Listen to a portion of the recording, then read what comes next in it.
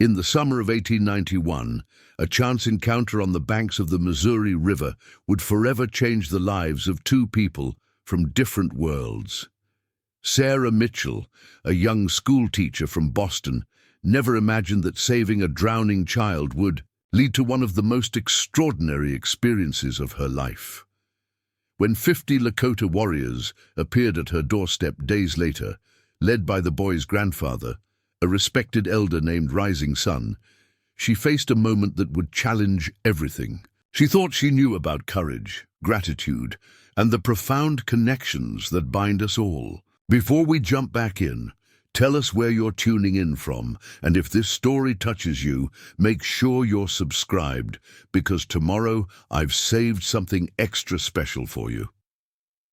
The Missouri River stretched like a silver ribbon across the plains as Sarah Mitchell gazed out from her small cabin window.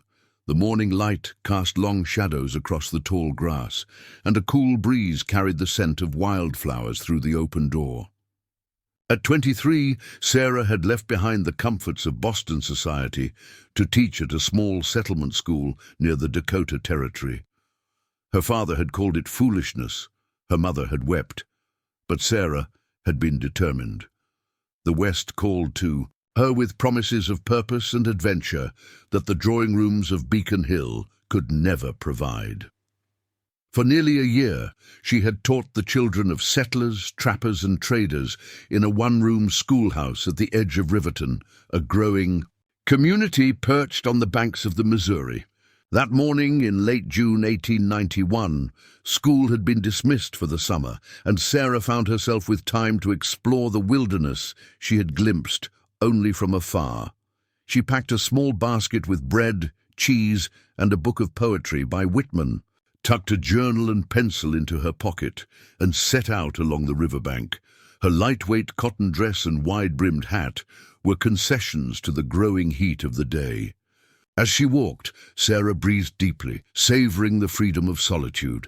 Birds called to one another in the cottonwood trees that lined the water's edge, and occasionally a fish would break the surface of the river with a silver flash.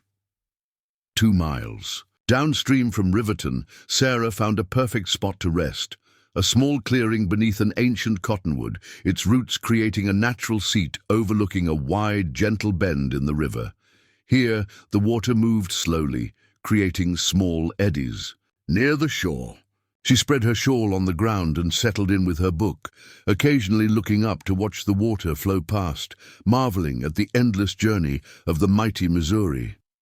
Time slipped away as she read, the rhythm of Whitman's words blending with the murmur of the river. A sudden splash broke her concentration, louder than a fish jumping. Sarah looked up, shading her eyes against the sun's glare on the water. At first, she saw nothing unusual, and was about to return to her reading when she caught sight of movement, arms, flailing in the water, about 30 yards from shore. It took her a moment to comprehend what she was seeing, a child struggling in the current. Without hesitation, Sarah dropped her book and ran to the water's edge. The splashing continued, accompanied now by desperate gasps. She kicked off her shoes and waded in, her dress immediately heavy with water. The child, a boy she could see, now was being pulled toward the center of the river where the current ran stronger. "Hold on!" she called, pushing deeper into the water. The riverbed dropped away suddenly beneath her feet, and Sarah found herself swimming, her sodden dress dragging at her limbs. She had learned to swim in the cold Atlantic waters off the Massachusetts coast, but the river was different, murkier, with unpredictable currents that tugged at her legs. The boy's head disappeared beneath the surface. Sarah dove, eyes open, in the murky water, hands reaching blindly. Her fingers brushed against fabric, and she grasped it tightly, pulling the child toward her. Breaking the surface, she wrapped one arm around the boy's chest, using her free arm to fight against the current that threatened to pull them both downstream. He was small, perhaps 8 or 9 years old, with long black hair and copper skin, a Isais Native American child. His eyes were closed, his body limp in her arms. Panic surged through Sarah as she struggled toward the shore, her strength waning with each stroke. The riverbank seemed impossibly far away. Just as her muscles began to fail her, Sarah's foot touched the riverbed. With renewed determination, she hauled the unconscious child through the shallows and onto the grassy bank. Dropping to her knees beside him, she turned him onto his side. Water spilled from his mouth, but he didn't breathe. Sarah had read about drowning in her father's medical books. Working quickly, she turned the boy onto his back, tilted his head, and pressed firmly on his chest. "Breathe," she whispered, fear making her voice tremble. "Please, breathe." After what seemed an eternity, the child coughed violently, water spilling from his mouth as he gasped for air. Relief washed over Sarah as his eyes fluttered open, dark and confused. He stared up at her, then tried to scramble away, fear replacing confusion on his young face. "It's all right," Sarah said softly, staying where she was to avoid frightening him further. "You're safe now." The boy said something in a language she didn't understand. Lakota, she guessed, based on what she knew of the tribes in the region. He was shivering despite the warm day, his simple clothes soaked through. Sarah reached for her shawl and offered it to him. "Here," she said, holding it out with a gentle smile. "You're cold." After a moment's hesitation, the boy accepted the shawl, wrapping it around his shoulders. He spoke again, this time with a questioning tone, his dark eyes watching her carefully. "My name is Sarah," she said, placing a hand on her chest. "Sarah Mitchell." The boy seemed to understand the introduction. He mirrored her gesture, placing his small hand on his own chest. "Little Eagle," he said clearly. Sarah smiled. "Little Eagle," she repeated. "I'm glad to meet you, though I wish it had been under different circumstances." He didn't seem to understand her words, but the friendly tone appeared to reassure him. Little Eagle looked around, as if suddenly remembering something important. He pointed upstream and spoke rapidly, his expression urgent. "Your family," Sarah guessed. "Are they looking for you?" Little Eagle nodded, seeming to grasp her meaning. He stood, still clutching her shawl around his shoulders, and pointed again upstream. "I'll help you find them," Sarah said, gathering her scattered belongings. Her book lay forgotten on the bank, its pages damp and swollen. She tucked it into her basket and offered her hand to the boy. After a brief hesitation, he took it. They walked along the riverbank, Sarah's dress dripping and heavy around her legs. Little Eagle moved with surprising energy for someone who had nearly drowned minutes earlier, though she noticed he stayed well away from the water's edge. Occasionally he would stop and call out something that echoed across the river. After about 15 minutes of walking, they heard an answering call. Little Eagle's face lit up, and he shouted again, waving his free arm. Soon Sarah could make out two figures hurrying toward them along the riverbank, a woman and a teenage boy, both dressed in traditional Lakota clothing. The woman ran the last few yards, dropping to her knees before Little Eagle and embracing him tightly, her words flowing rapidly in Lakota. The boy, perhaps 16 or 17, stood back, watching Sarah with wary eyes.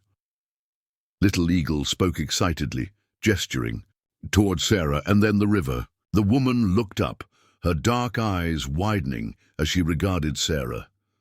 She was middle-aged, with streaks of gray in her long black hair and a face marked by both strength and kindness. Rising slowly, she approached Sarah and took both her hands in a firm grip. "Pilamaya," she said, her voice thick with emotion. "Thank you," Sarah smiled, touched by the woman's gratitude even though she understood only the sentiment behind the words. "He fell into the river," she explained, miming swimming, and then pointing to Little Eagle. "I'm just glad I was there."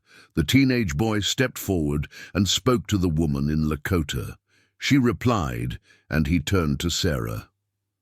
"My mother says you saved my brother from the great water spirit," he said in careful, accented English.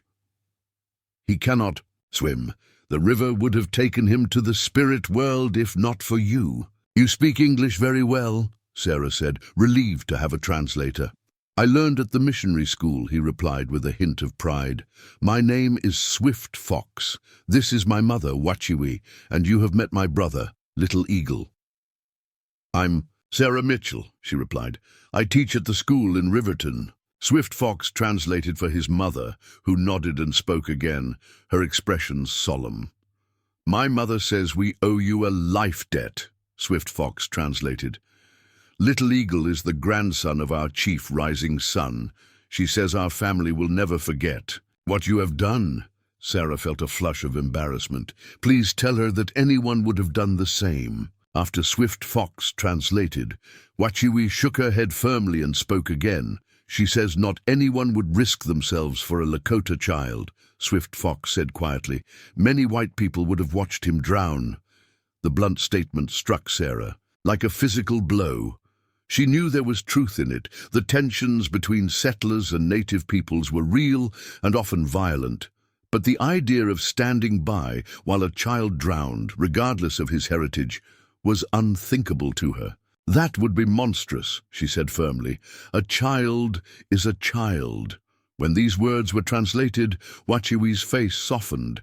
She spoke again, this time directly to Sarah, as if knowing that even without understanding the specific words, Sarah would grasp her meaning. There was respect in her tone, and something else, an acknowledgement of a bond formed in crisis. "My mother asks if you would accept a gift," Swift Fox said. "It would honor us." Before Sarah could respond, Wachiwi was already removing something from around her neck, a small leather pouch suspended on a braided cord. She placed it in Sarah's hands, closing Sarah's fingers around it and speaking softly. "It is a medicine pouch," Swift Fox explained. "It contains sacred items for protection. My mother made it when Little Eagle was born. She says it will keep you safe, as you kept her son safe." Sarah was deeply moved by the significance of the gift. "Tell her I am honored," she said, carefully placing the cord around her neck. The pouch rested just below her collarbone, still warm from Wachiwi's body. Preparing and narrating this story took us a lot of time, so if you are enjoying it, subscribe to our channel. It means a lot to us. Now back to the story. Wachiwi nodded, satisfied, then spoke to her sons. Little Eagle reluctantly removed Sarah's shawl and returned it to her with a solemn bow. Swift Fox translated his brother's words. "He says the river spirit tried to take him because he disobeyed our mother and went to the water alone. He has learned his lesson." Sarah smiled at the boy. "Tell him I'm very glad he's safe now." After the translation, Little Eagle gave her a shy smile, then moved closer to his mother. Wachiwi spoke again, her tone questioning. "My mother asks if we may walk you back to your home," Swift Fox said. "The sun will set soon, and you are wet from the river." Sarah hadn't noticed how late it had grown. The afternoon was indeed waning, the shadows lengthening across the plains. Her wet clothes clung uncomfortably to her skin, and she suddenly felt the exhaustion from her ordeal. "That's very kind, but I wouldn't want to take you from your path," she replied. "I live in Riverton, just a couple of miles back that way." Swift Fox conferred with his mother, then turned back to Sarah. "We are camped not far from there near Hawk's Bluff. It would honor us to ensure your safe return." Sarah realized that refusing their escort would be seen as rejecting their gratitude. "Then I would be grateful for your company," she said. They set off along the riverbank, Wachiwi and Little Eagle walking ahead, while Swift Fox fell into step beside Sarah. The young man seemed eager to practice his English, and Sarah found herself curious about their lives. "Does your family live near here?" she asked. "We are with our summer hunting camp," Swift Fox explained. "Many families from our band travel together. My grandfather, Rising Sun, leads us. In the winter, we stay near the agency. Sarah understood he was referring to the reservation agency. The government's policy of confining native peoples to reservations was, in her opinion, one of many cruel injustices inflicted upon the first inhabitants of this land. "Are you allowed to hunt freely?" she asked, knowing that many traditional practices were now restricted. Swift Fox's expression clouded. "We have permission for this hunt," he said carefully. "The agent gave papers to my grandfather. But the hunting grounds grow smaller each year, the buffalo are gone, and the deer are fewer." Sarah felt a familiar sense of shame at what her people had done to his. "I'm sorry," she said simply, knowing the words were inadequate. "You have nothing to be sorry for," Swift Fox replied with surprising gentleness. "You saved my brother. That makes you different." They walked in silence for a while, the only sounds the rustle of grass and the distant call of birds. Sarah's clothes were beginning to dry in the warm evening air, though her shoes squelched uncomfortably with each step. "May I ask you something?" Swift Fox said eventually. "Of course. Why did you come here to this place?" "Most white women stay in the big towns to the east." Sarah considered her answer carefully. "I wanted to teach," she said, "and I wanted more than what was offered to me in Boston. Freedom, perhaps, a chance to be useful in a different way." Swift Fox nodded thoughtfully. "Freedom," he repeated. "My people understand this word very well.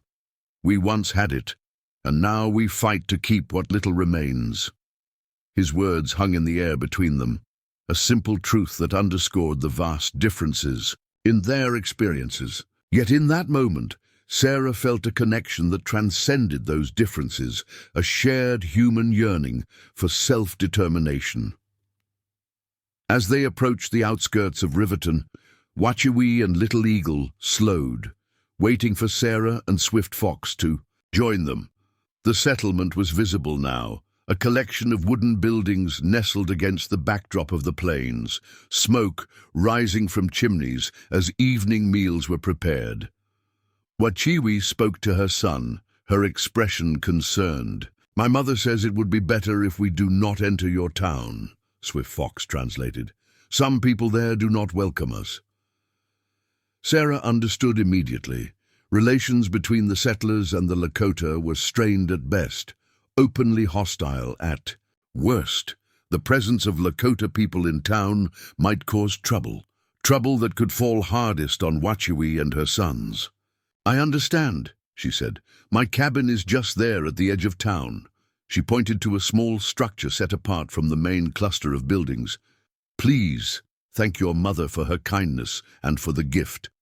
I will treasure it." Swift Fox and translated, and Watchewee stepped forward once more, taking Sarah's hands as she had done earlier. She spoke directly to Sarah, her words flowing with a musical cadence. "My mother says that our paths were meant to cross today," Swift Fox translated. "The Great Spirit placed you by the river at the right moment. She says that such things do not happen by chance." "Perhaps she's right," Sarah said, thinking of the seemingly random decision that had led her to walk so far downstream that afternoon. Watchewee released Sarah's hands and spoke again, this time with a note of formality in her voice. "She says that Rising Sun, our grandfather and chief, will wish to thank you himself," Swift Fox said. "Our people do not forget those who help us, especially in these difficult times." Sarah nodded. "Please tell him I was only doing what any person with a heart would do." After Swift Fox translated, Watchewee smiled and spoke once more, touching the medicine pouch now hanging around Sarah's neck. "She says to keep this close, and it will protect you from harm," Swift Fox said. "And she says that we will meet again." With those words, Watchewee gestured to her sons. Little Eagle gave Sarah a shy wave, and Swift Fox nodded respectfully. Then they turned and walked away, following the river's edge until they disappeared into the gathering dusk. Sarah watched them go, one hand absently touching the small leather pouch at her throat. Something told her that Watchewee was right. Their paths would cross again. What she couldn't know was how soon that meeting would come, or how it would change the course of her life forever.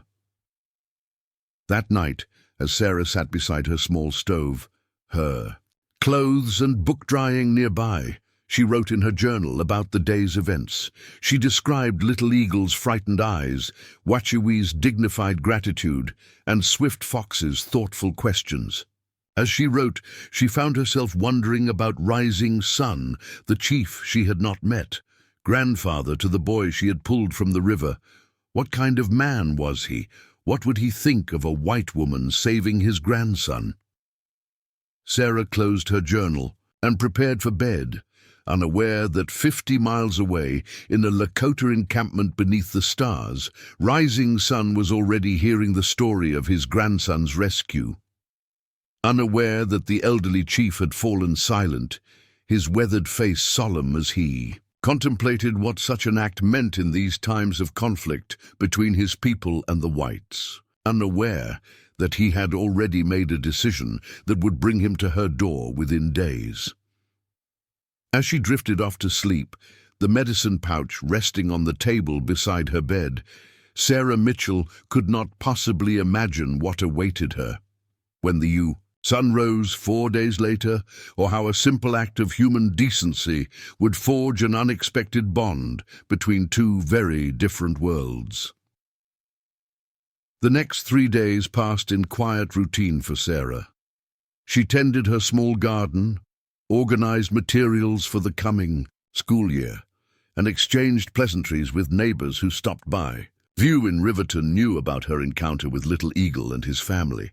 Sarah had mentioned only that she'd gone for a walk along the river, deliberately omitting the rescue. Something told her the townspeople might not share her view that a child is a child, regardless of heritage. On the morning of the 4th day after the rescue, Sarah woke to the sound of a woodpecker drumming against a nearby tree. Sunlight streamed through her window as she prepared a simple breakfast of cornbread and coffee. The medicine pouch Wachiwee had given her hung on a nail by her bed. Each morning, Sarah found herself touching it briefly before starting her day, a habit formed without conscious thought. She was washing her breakfast dishes when the sound of hoofbeats reached her ears. Not the familiar clip-clop of settlers' horses pulling wagons into town, but something different. Many horses moving at an unhurried pace. Sarah dried her hands on her apron and stepped onto her small porch. What she saw made her breath catch in her throat. Approaching her cabin from the direction of the river was a procession unlike anything she had ever witnessed.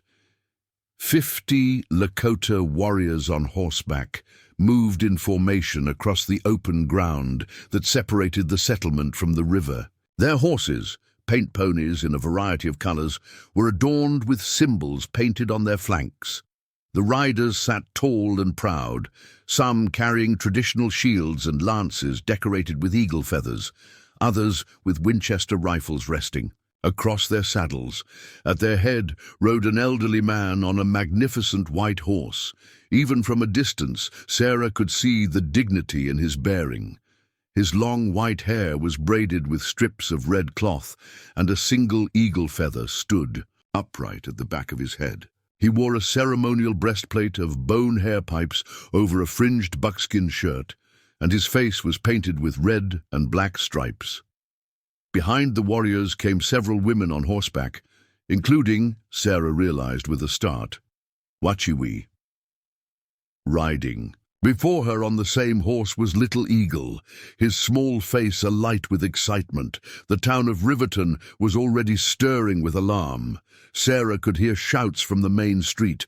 Doors slammed as people rushed to see what was happening. A bell began to ring, the same bell that warned of prairie fires or other dangers. Sarah stood frozen on her porch as the procession came to a halt about 50 yards from her cabin. The old man on the white horse raised his hand, and the column stopped moving with remarkable precision. For a long moment no one moved. The Lakota warriors sat silently on their mounts, gazing steadily at the gathering townspeople. Sheriff Tom Wallace emerged from his office, rifle in hand, followed by several men similarly armed. Sarah felt a surge of panic. This confrontation could turn deadly in an instant. Without stopping to consider the consequences, she stepped off her porch and walked forward, placing herself deliberately between the townspeople and the Lakota procession. Her heart hammered in her chest, but she kept her steps measured and calm. "Miss Mitchell, get back to your cabin right now," Sheriff Wallace called out, his voice tight with tension. Sarah ignored him, continuing to walk until she stood in the open ground between the two groups. She turned first to face the Lakota riders. The old man on the white horse regarded her with piercing black eyes. With a slight nod, he dismounted with surprising agility for his age.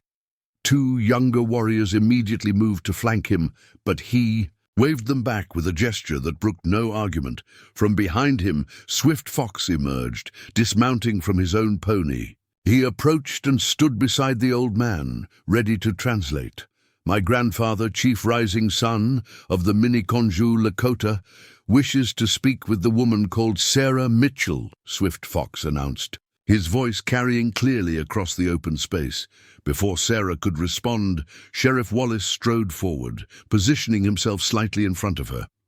"This is private property and you folks have no permission to be here," he said, his hand resting on the pistol at his hip. "I'm going to have to ask you to turn around and head back to the reservation."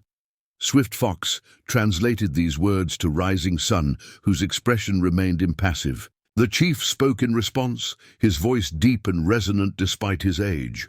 "My grandfather says we have not come to make trouble," Swift Fox translated. "We have come to honor a debt to this woman who saved the life of his grandson. He asks that you step aside and allow him to speak with her directly." More townspeople had gathered now, watching the exchange, with expressions ranging from fear to outright hostility. Sarah could feel the tension building like a thunderstorm. "It's all right, Sheriff," she said firmly. 3 days ago, I pulled her child from the river, Chief Rising Sun's grandson. These people mean no harm." Sheriff Wallace turned to her, disbelief evident on his weathered face. "You helped them, and didn't think to mention it?" "I helped a drowning child," Sarah replied evenly. "That's all that matters." Wallace looked from Sarah to the assembled warriors and back again. After a long moment, he lowered his hand from his weapon, though he didn't step aside. "Any funny business, and we won't hesitate to defend our town," he warned. Rising Sun, seeming to understand the sentiment, if not the exact words, nodded once in acknowledgement. Then he spoke again to Swift Fox, who translated, "My grandfather asked permission to approach Sarah Mitchell and fulfill the sacred obligation of gratitude." Sarah nodded her assent, and Rising Sun walked forward with measured steps. Close up, she could see the deep lines etched into his face, a map of a long life filled with both wisdom and hardship. His eyes, though, were clear and sharp, missing nothing. He stopped before her and raised his hand in greeting. "How, Sarah Mitchell," he said, one of the few English words he knew. "Hello, Chief Rising Sun," she replied, instinctively mirroring his gesture of respect. The chief's gaze fell to her neck, where the medicine pouch should have been. Understanding his unspoken question, Sarah explained, "It's safe in my home. I treasure Wachewee's gift." After Swift Fox translated, Rising Sun nodded, pleased. He then began to speak in Lakota, his words measured and formal. Sarah listened to the rhythm of his speech, watching his expressions, though she couldn't understand the words themselves. When he finished, Swift Fox translated, "My grandfather says that among our people there is no greater act than saving a child's life. When that act comes from someone not of our blood, it carries even more significance. He has come today with the warriors of our band to honor you and to offer gifts in recognition of what you have done." Rising Sun gestured, and two of the women riders dismounted, leading forward a painted pony, a beautiful mare with a coat of reddish-brown dappled with white spots. The animal was adorned with a finely crafted saddle and beaded bridle. "This is Storm Dancer," Swift Fox translated as Rising Sun spoke again. "She is one of my grandfather's finest horses, bred from his personal herd. He offers her to you as a token of his gratitude." Sarah was stunned by the generosity of the gift. A horse of this quality represented significant wealth among the Lakota. "I'm deeply honored," she said, "but I couldn't possibly." Rising Sun held up his hand, interrupting her refusal before Swift Fox could even translate it. He spoke again, his tone brooking no argument. "My grandfather says that to refuse would be to dishonor both him and the act that brought us here," Swift Fox translated. "Storm Dancer is yours. She will carry you safely wherever you wish to go." Understanding that refusal would be an insult, Sarah nodded her acceptance. "Please tell your grandfather that I accept his generous gift with a grateful heart." When these words were translated, Rising Sun's stern expression softened slightly. He spoke again, this time directing Swift Fox to translate for all to hear. "My grandfather wishes to speak to everyone gathered here," Swift Fox announced, turning to address both Sarah and the townspeople who had assembled at a cautious distance. "4 days ago, this woman did what many others would not," Swift Fox translated as Rising Sun spoke, gesturing toward Sarah. "She saw not a Lakota child in the river, but simply a child in danger. Without thought for herself, she entered the water and fought the current to bring my grandson safely to shore. In doing so, she preserved not just a life, but a piece of a future." Rising Sun paused, sweeping his gaze across the gathered settlers who had fallen silent in the face of his dignity and obvious authority. "There has been much blood between our peoples," the translation continued, "much sorrow on both sides. The white man's way has changed the face of our lands forever. But today I am reminded that even in these dark times there can be light. One person choosing to see beyond the differences that divide us." Rising Sun turned his attention back to Sarah, speaking directly to her now. "From this day forward, you will be known among my people as Mani Wikoni, water of life. You are welcome in our camps and our councils. No Lakota will ever raise a hand against you. This I declare as chief of the Miniconju." To seal this declaration, Rising Sun removed a necklace from around his own neck, an intricate piece made of porcupine quills, dyed in vibrant colors and arranged in a geometric pattern, with a polished buffalo horn pendant at its center. He placed it carefully over Sarah's head, the pendant resting against her chest. "This has been worn by the chiefs of my family for 4 generations, Swift Fox translated. "It carries the protection of our ancestors. Wear it when you travel, and all native peoples will know you as a friend of the Lakota." Sarah was overwhelmed by the significance of the gesture. "I will wear it with honor," she said, her voice thick with emotion, "and I will strive to be worthy of the name you have given me." After Swift Fox translated her words, Rising Sun nodded, satisfied. Then, to Sarah's surprise, he turned to address Sheriff Wallace and the townspeople directly. "My grandfather has words for you as well," Swift Fox announced. The settlers shifted uneasily, but no one spoke as Rising Sun delivered his message, his voice carrying across the open ground. "The woman you call Sarah Mitchell has shown courage and compassion that honors your people," Swift Fox translated. "In her actions I see hope for a different path than the one we have walked these many years. I ask that you recognize what she has done, not just for my grandson, but for all of us who seek peace in these troubled times." Sheriff Wallace stood stiffly, his expression guarded, but he gave a curt nod in acknowledgement of the chief's words. Rising Sun spoke a few more words, which Swift Fox translated as, "Remember this day. Remember that it took only one person to build a bridge between our worlds." With that, Rising Sun raised his hand in a gesture of farewell to Sarah. "Toksha ake wansin yankin." "Gatilo," he said. Swift Fox translated, "I shall see you again." The chief turned and walked back to his white horse, mounting with the same surprising agility he had shown earlier. At his signal, the Lakota women brought Storm Dancer forward, leading the mare to Sarah. "She is gentle but spirited," Swift Fox told Sarah quietly. "She will serve you well." Sarah reached out tentatively to stroke the horse's velvet nose. Storm Dancer whickered softly, seeming to accept her new owner. Rising Sun raised his hand one final time. As one, the 50 warriors turned their mounts and began to ride away, moving with the same disciplined formation with which they had arrived.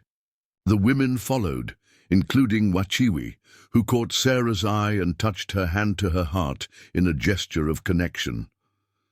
Little Eagle, riding before his mother, turned back and waved enthusiastically. Sarah waved in return, watching as the impressive procession made its way back toward the river.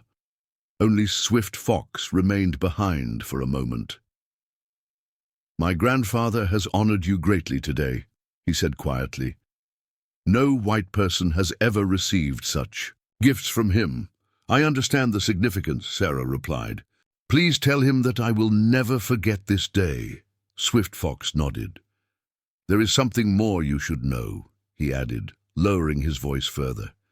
"My grandfather rarely leaves our hunting grounds to enter white settlements. The last time was 5 years ago when he signed the treaty that placed our people on the reservation. Today, he chose to come here into what he sees as hostile territory to honor you.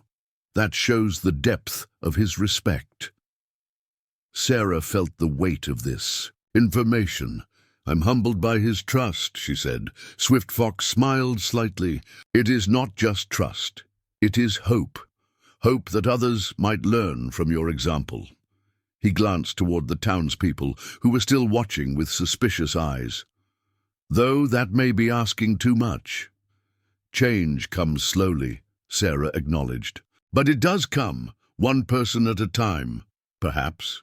Swift Fox didn't sound convinced. "I must join my family now. Storm Dancer knows the way to our summer camp. Should you wish to visit, you would be welcome." With that, he mounted his pony and rode after the others, leaving Sarah standing alone with her new horse and the astonished residents of Riverton. "Sheriff." Wallace approached, his expression a mixture of confusion and concern. "Miss Mitchell, I hope you know what you're doing," he said quietly. "Folks aren't going to take kindly to you being so friendly with the Lakota." Sarah met his gaze steadily. "I pulled a drowning child from the river, Sheriff. Would you have done differently?" Wallace had the grace to look uncomfortable. "No, I suppose not. But accepting gifts, taking a name among them, that's different." "Is it?" Sarah asked. "Or is it simply acknowledging our common humanity?" The sheriff had no answer for that. He tipped his hat and walked away, herding the curious townspeople back toward the main street. Sarah could hear the murmurs already, starting, speculation and judgment that would likely make her position in Riverton more difficult in the days to come. But as she stood there with Storm Dancer's reins in her hand and Rising Sun's necklace around her neck, Sarah found she didn't regret her actions. Not the impulsive dive into the river 4 days ago, and not her acceptance of the Lakota's gratitude today. She led Storm Dancer toward the small corral behind her cabin, noticing how the mare moved with elegant precision. A gift fit for a chief's daughter, not a schoolteacher from Boston. The thought brought a smile to her face. As she settled the horse into the corral with fresh water and hay, Sarah caught sight of Wachiwi's medicine pouch hanging just inside her cabin window. She went inside and retrieved it, placing it around her neck alongside Rising Sun's necklace. The two gifts, one simple and personal, one grand and ceremonial, seemed to complement each other perfectly. Sarah stood on her porch looking out, toward the river where her unexpected journey had begun. In the distance, she could just make out the Lakota procession disappearing into the tree line along the water's edge. Something had changed today, not just in how the town would see her, but in how she saw herself and her place in this contested land. She touched the buffalo horn pendant at her throat. Mni Wikoni, Water of Life. A new name, carrying both honor and responsibility. In saving Little Eagle, she had inadvertently created a connection between two worlds that rarely intersected except in conflict. What that connection might mean for her future, she couldn't begin to guess. One thing was certain: the life she had envisioned for herself when she left Boston had just expanded in ways she could never have anticipated. As the summer breeze carried the scent of wildflowers and prairie grass to her porch, Sarah Mitchell, now also Minnie Wicconi, found herself looking forward to whatever might come next, with a sense of curiosity and purpose that felt both frightening and exhilarating. Behind her in the corral, Storm Dancer whinnied softly, as if in agreement with her unspoken thoughts. A bridge between worlds, Rising Sun had called her. Perhaps it was time to see where that bridge might lead. Word of the Lakota. Processions spread through Riverton like wildfire. By evening, Sarah had received 3 visitors, all women she'd considered friends, who came with thinly veiled concerns about her association with savages. Each time, Sarah calmly recounted the simple truth. She had saved a drowning child, and his family had expressed their gratitude. Nothing more, nothing less. The 4th visitor arrived as twilight settled over the plains.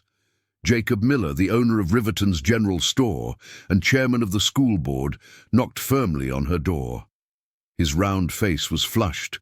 Whether from the evening heat or from agitation, Sarah couldn't tell. "Miss Mitchell," he began without preamble, "there's been some discussion among the board members about today's incident." Sarah gestured for him to enter, but Miller remained on the porch, glancing nervously at Storm Dancer in the corral. "I've come to inform you that we'll be holding an emergency meeting tomorrow morning to discuss your position at the school," he continued. "In light of certain concerns about your judgment and the example you're setting for our children." Sarah felt a chill despite the warm evening. My judgment in saving a drowning child? Or my judgment in accepting the gratitude of his family? Miller shifted uncomfortably. "You know very well what I mean, Miss Mitchell. Taking gifts from the Lakota, wearing their trinkets." His eyes flicked to the necklace she still wore. "It sends the wrong message to impressionable young minds." "And what message would that be, Mr. Miller?" Sarah asked quietly. "That compassion knows no boundaries. That gratitude is a universal language." "Don't play innocent," Miller snapped, his composure slipping. "You've aligned yourself with the very people who terrorized settlers not 10 years ago. People who killed women and children. My own brother died at Little Bighorn." Sarah took a deep breath, keeping her voice steady. "I'm truly sorry about your brother, Mr. Miller, but the child I saved had nothing to do with that. He's just a boy, no different from any child in Riverton." Miller's jaw tightened. "The meeting is at 9 o'clock. I suggest you consider carefully how you explain your actions to the board." With that, he turned and stalked away, his back rigid with disapproval. Sarah closed her door slowly, leaning against it as the implications sank in. She had known there might be consequences, but the speed with which her position had been jeopardized took her by surprise. After all, what had she done but show basic human decency? She crossed to her small desk and lit the lamp, then took out a fresh sheet of paper. If she was to defend herself tomorrow, she would need to organize her thoughts. As she dipped her pen in ink, a movement outside her window caught her eye. A figure stood at the edge of her property, partially concealed by the growing darkness. For a moment, fear flickered through her. Had someone come to intimidate her further? Then the figure stepped forward into the pool of light cast by her window, and she recognized Swift Fox. Sarah hurried to the door. "What are you doing here?" she asked, glancing nervously toward town. "It's not safe for you after dark." "I had to warn you," Swift Fox said quietly. "There is trouble coming." Sarah ushered him inside quickly, closing the door behind him. "In The lamplight, she could see the concern etched on his young face. "What kind of trouble?" she asked, offering him a chair at her small table. Swift Fox remained standing.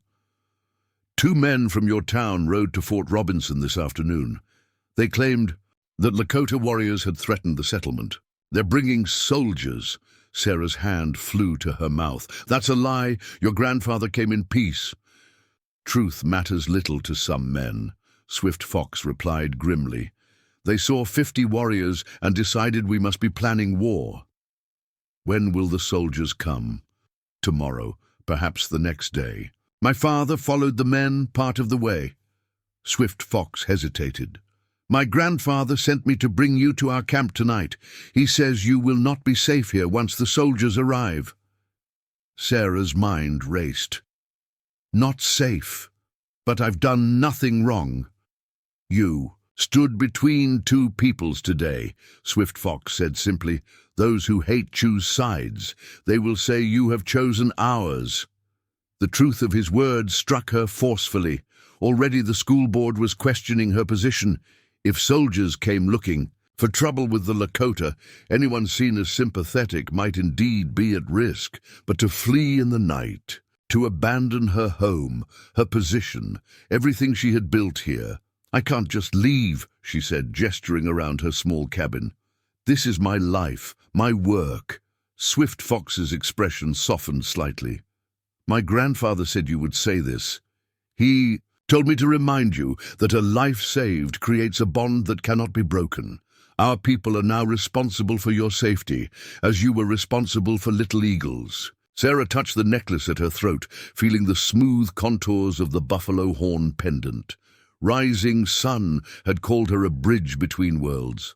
Perhaps this was what that truly meant, not standing safely on either shore, but suspended between, belonging fully to neither. "The school board is meeting tomorrow to decide whether to dismiss me," she said finally. "I should at least face them, explain my actions." Swift Fox shook his head. "By tomorrow the soldiers may already be here. They will not listen to explanations." A memory surfaced.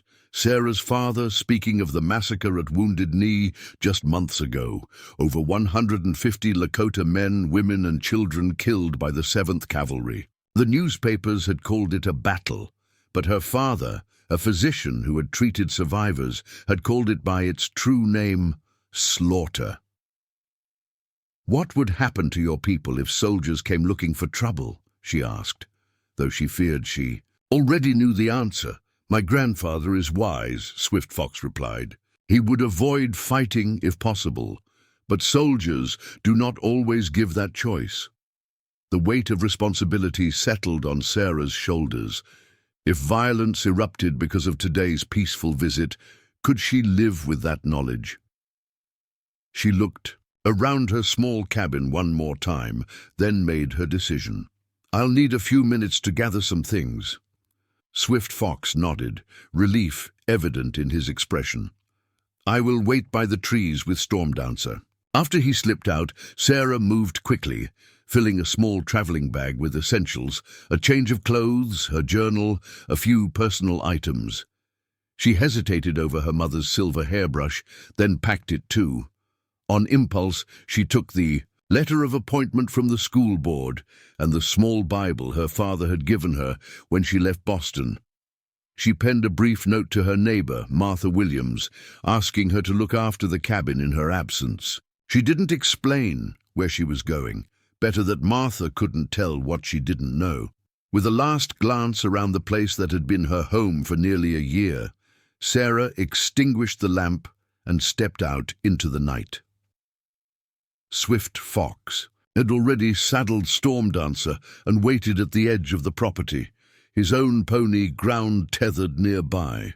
Without a word, he helped Sarah mount, then swung up onto his own horse. "We will travel along the river," he said quietly. "It is longer but safer." They rode in silence, keeping to the shadows where possible. Sarah's heart pounded with each hoofbeat, half expecting to hear shouts of discovery from town, but Riverton slept on, unaware of her departure. Once they reached the river, Swift Fox set a faster pace. Storm Dancer moved with remarkable responsiveness, seeming to anticipate Sarah's commands before she gave them. Despite the circumstances, she found herself appreciating the mare's smooth gait and intelligence. "Your grandfather chose well," she remarked softly as they rode side by side along a stretch of open ground. "She's magnificent." Swift Fox nodded. "Storm Dancer comes from a line bred by my grandfather's father. It is said they can run all day without tiring and find water in the driest places." "How far is your camp?" Sarah asked, realizing she had no idea where the Lakota was staying. "We will reach it before dawn," Swift Fox replied. "It lies near Hawk's Bluff, in a hidden valley that white settlers rarely visit." They rode through the night, stopping occasionally to rest the horses and drink from the river. Swift Fox moved with absolute confidence through the darkness, finding paths Sarah would never have seen. The moon rose, casting silver light across the plains, and for brief moments Sarah forgot the circumstances of their journey, simply marveling at the beauty of the land by night. As they traveled, Swift Fox told her stories of the places they passed: a hill where his people had hunted buffalo in his grandfather's youth, a stand of trees where medicinal plants grew, a rock formation that resembled a sleeping bear. Through his words, Sarah began to see the landscape differently, not as empty wilderness waiting to be claimed, but as a living history book, filled with meaning and memory. "My people do not own the land," Swift Fox explained when she asked. "About territories and boundaries. We belong to it, as the eagle belongs to the sky or the fish to the river. The white man's way of drawing lines on paper and saying, 'This is mine,' makes no more sense to us than trying to own the wind." Sarah thought about the deeds and property claims that formed the foundation of settlement life. "I never considered it that way before. There are many things your people and mine see differently," Swift Fox replied, without rancor.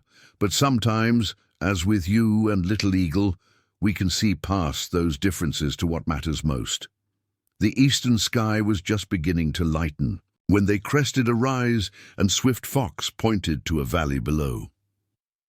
"We are here." In the pre-dawn light, Sarah could make out the shapes of teepees arranged in a circle near a small creek that fed into the Missouri. Smoke rose from morning cooking fires, and a few figures moved about the camp, beginning the day's activities. As they descended into the valley, a sentry spotted them and called out. Swift Fox answered in Lakota, and they were allowed to pass without challenge. Sarah felt curious eyes following her as they rode into the heart of the camp. Outside, the largest teepee, decorated with painted symbols Sarah couldn't interpret, Rising Sun stood waiting. Despite the early hour, he was fully dressed in the same ceremonial clothing he had worn the previous day.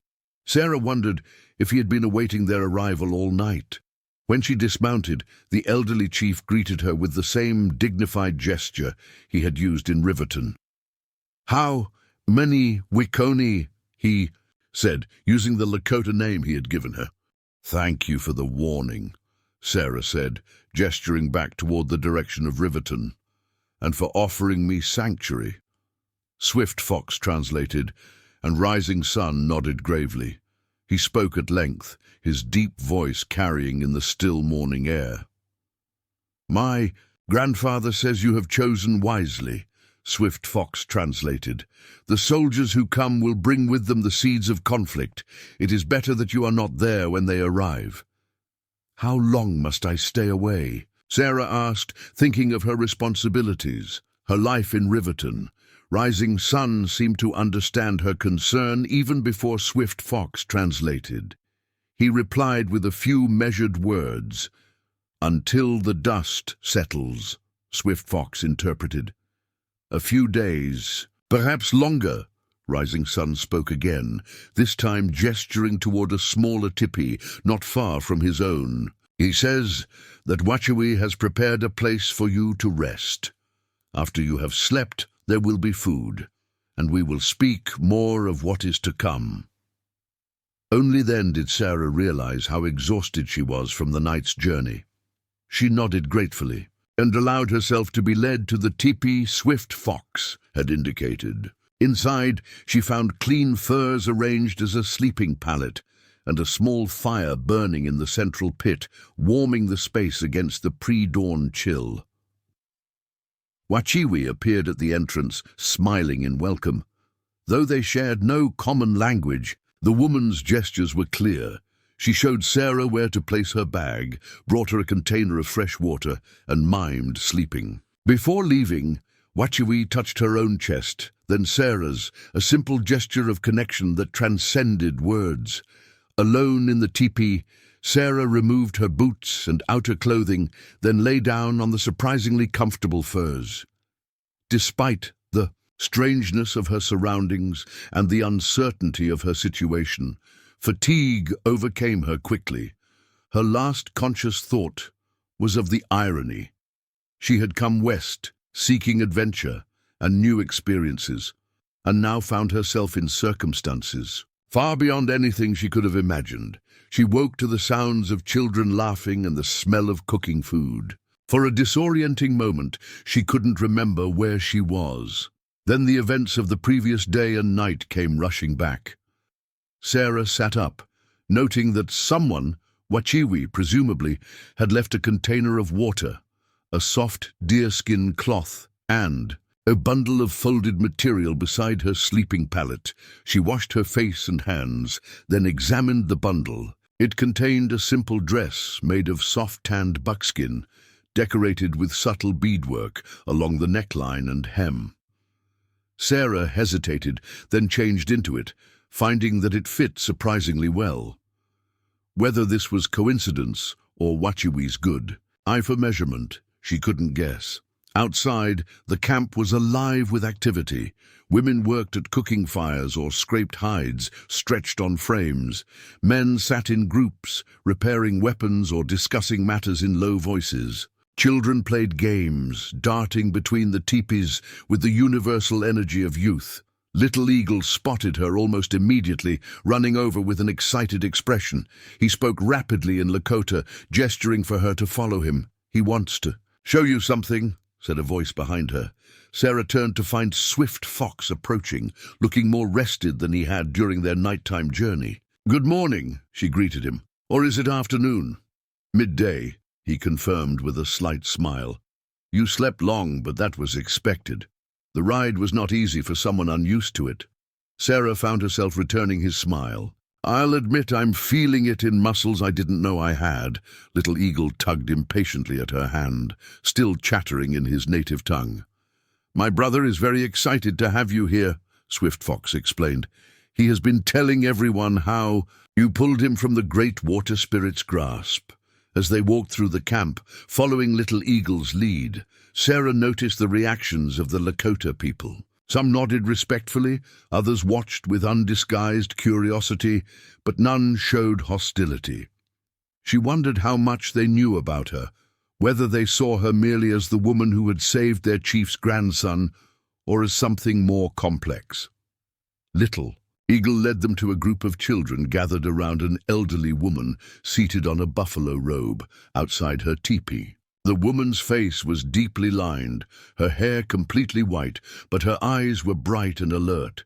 She was speaking to the children, who listened with rapt attention. "That is my grandmother, Mapia," Swift Fox said quietly. "She is telling the children stories of the old days before the white man came. Would she mind if we listened?" Sarah asked, fascinated by the scene. Swift Fox translated the question, and Mapia looked up, studying Sarah intently before breaking into a toothless smile. She patted the robe beside her, a clear invitation. Sarah sat down, conscious of the children's curious stares. Little Eagle plopped down directly in front of her, clearly proud to be connected to this unusual visitor. Mapia spoke, her voice surprisingly strong for one of her advanced years. "My grandmother welcomes you," Swift Fox translated. "She says that any friend of the water is a friend of our people." Sarah inclined her head respectfully. "Please tell her I am honored to be here." After Swift Fox relayed her words, Mapia continued speaking, now addressing both Sarah and the children. Swift Fox translated in a low voice. Long ago, when the buffalo were many and our people roamed freely across the plains, there was a young woman of our tribe who was known for her kindness to all living things. One day, while gathering plants by the river, she heard a cry for help. Without hesitation, she plunged into the water and rescued a snake that was being swept away by the current. The children listened intently, occasionally glancing at Sarah, as if comparing her to the woman in the story. Her friends warned her against helping a snake, saying it might bite her once saved. But the young woman replied, "I cannot ignore any creature in need, even those others fear." The snake did not bite her, but instead transformed into a powerful spirit who granted her the gift of healing. From that day forward, she became a great medicine woman who could cure any illness by using the water's power. Mapia looked directly at Sarah as Swift Fox translated the conclusion of the tale. The spirit told her, "You saw beyond appearances to the true nature of life. This wisdom is the greatest medicine of all." Sarah understood the purpose of the story. It was both welcome and instruction, wrapped in traditional narrative. Mapia was telling her that her action had meaning within the Lakota worldview, that saving Little Eagle connected to ancient values her people held dear. "Thank you for sharing this wisdom," Sarah said when Swift Fox had translated her words. "I have much to learn from your people." Mapia nodded, seemingly satisfied, then returned her attention to the children, beginning another story. Sarah and Swift Fox moved away, leaving Little Eagle still absorbed in his grandmother's tales. "Your grandmother is a remarkable woman," Sarah commented as they walked. "She has seen much in her lifetime," Swift Fox replied. "She remembers when the buffalo herds were so vast they took days to pass. She has watched our way of life change beyond recognition." "It must be very difficult for her," Sarah said softly. Swift Fox was quiet for a moment. "She says that the greatest strength is to bend without breaking, like the willow tree in a storm. Our people must adapt to survive, but we need not lose what makes us Lakota." As they reached the center of the camp, Rising Sun emerged from his teepee, accompanied by several other men who appeared to be elders or leaders within the band. He beckoned to them, and Swift Fox led Sarah forward. "My grandfather wishes to discuss what happened after we left Riverton," he explained, "and what may come next." The council gathered in Rising Sun's teepee was composed of 7 men, each wearing expressions of grave concern. Sarah sat cross-legged on a buffalo robe beside Swift Fox, who would translate the proceedings. A small fire burned in the center, its smoke rising through the opening at the top of the teepee. Rising Sun began by introducing each man present. Black Hawk, a war chief with penetrating eyes. Lone Wolf, a medicine man whose face was painted with yellow stripes. Eagle Feather, an elderly hunter known for his wisdom. Gray Horse, whose scarred face spoke of battles survived. And 2 younger men, Running Elk and Iron Eyes, who Sarah guessed were rising leaders in the band. "These men form the council that guides our people," Swift Fox explained. "They have gathered to discuss the danger that now threatens both you and us." Rising Sun spoke, his deep voice filling the teepee. The other men listened in silence, occasionally nodding in agreement. "My grandfather says that scouts have confirmed what we feared," Swift Fox translated. 20 soldiers from Fort Robinson are riding toward Riverton, led by Lieutenant Clark. They will arrive by sunset today. "How do you know their intentions?" Sarah asked. The question was translated, and Black Hawk responded, his voice sharp and clipped. "Black Hawk says the soldiers are always looking for reasons to fight," Swift Fox translated. "They need only the rumor of Lakota warriors to rouse their blood." Eagle Feather spoke next, his words measured and thoughtful. "Eagle Feather believes that the soldiers will first speak with the people of Riverton, Swift Fox said. They will hear many versions of what happened yesterday. Some will speak of peaceful ceremony, others of threatening invasion. I could go back, Sarah suggested. Explain that everything was peaceful, that there was no threat. When this was translated, the men exchanged glances. Lone Wolf shook his head and spoke, his voice carrying the rhythm of a practiced storyteller. Lone Wolf says your words would be drowned by those who wish to see conflict, Swift Fox translated. The soldiers will not believe a woman who wears Lakota clothing and speaks of friendship with savages. They might even arrest you as a collaborator. Sarah touched the necklace Rising Sun had given her, still around her neck. Then what can be done? Rising Sun answered, speaking at length while the others listened respectfully. My grandfather says our band must move deeper into the hills, Swift Fox translated. We are officially permitted to hunt here, but the soldiers will not care about papers from the agency. If they find us, they will force us back to the reservation, using violence if we resist. And me? Sarah asked quietly. Rising Sun's expression softened slightly as he responded. You have 3 paths before you, came the translation. You can return to Riverton and face whatever awaits there.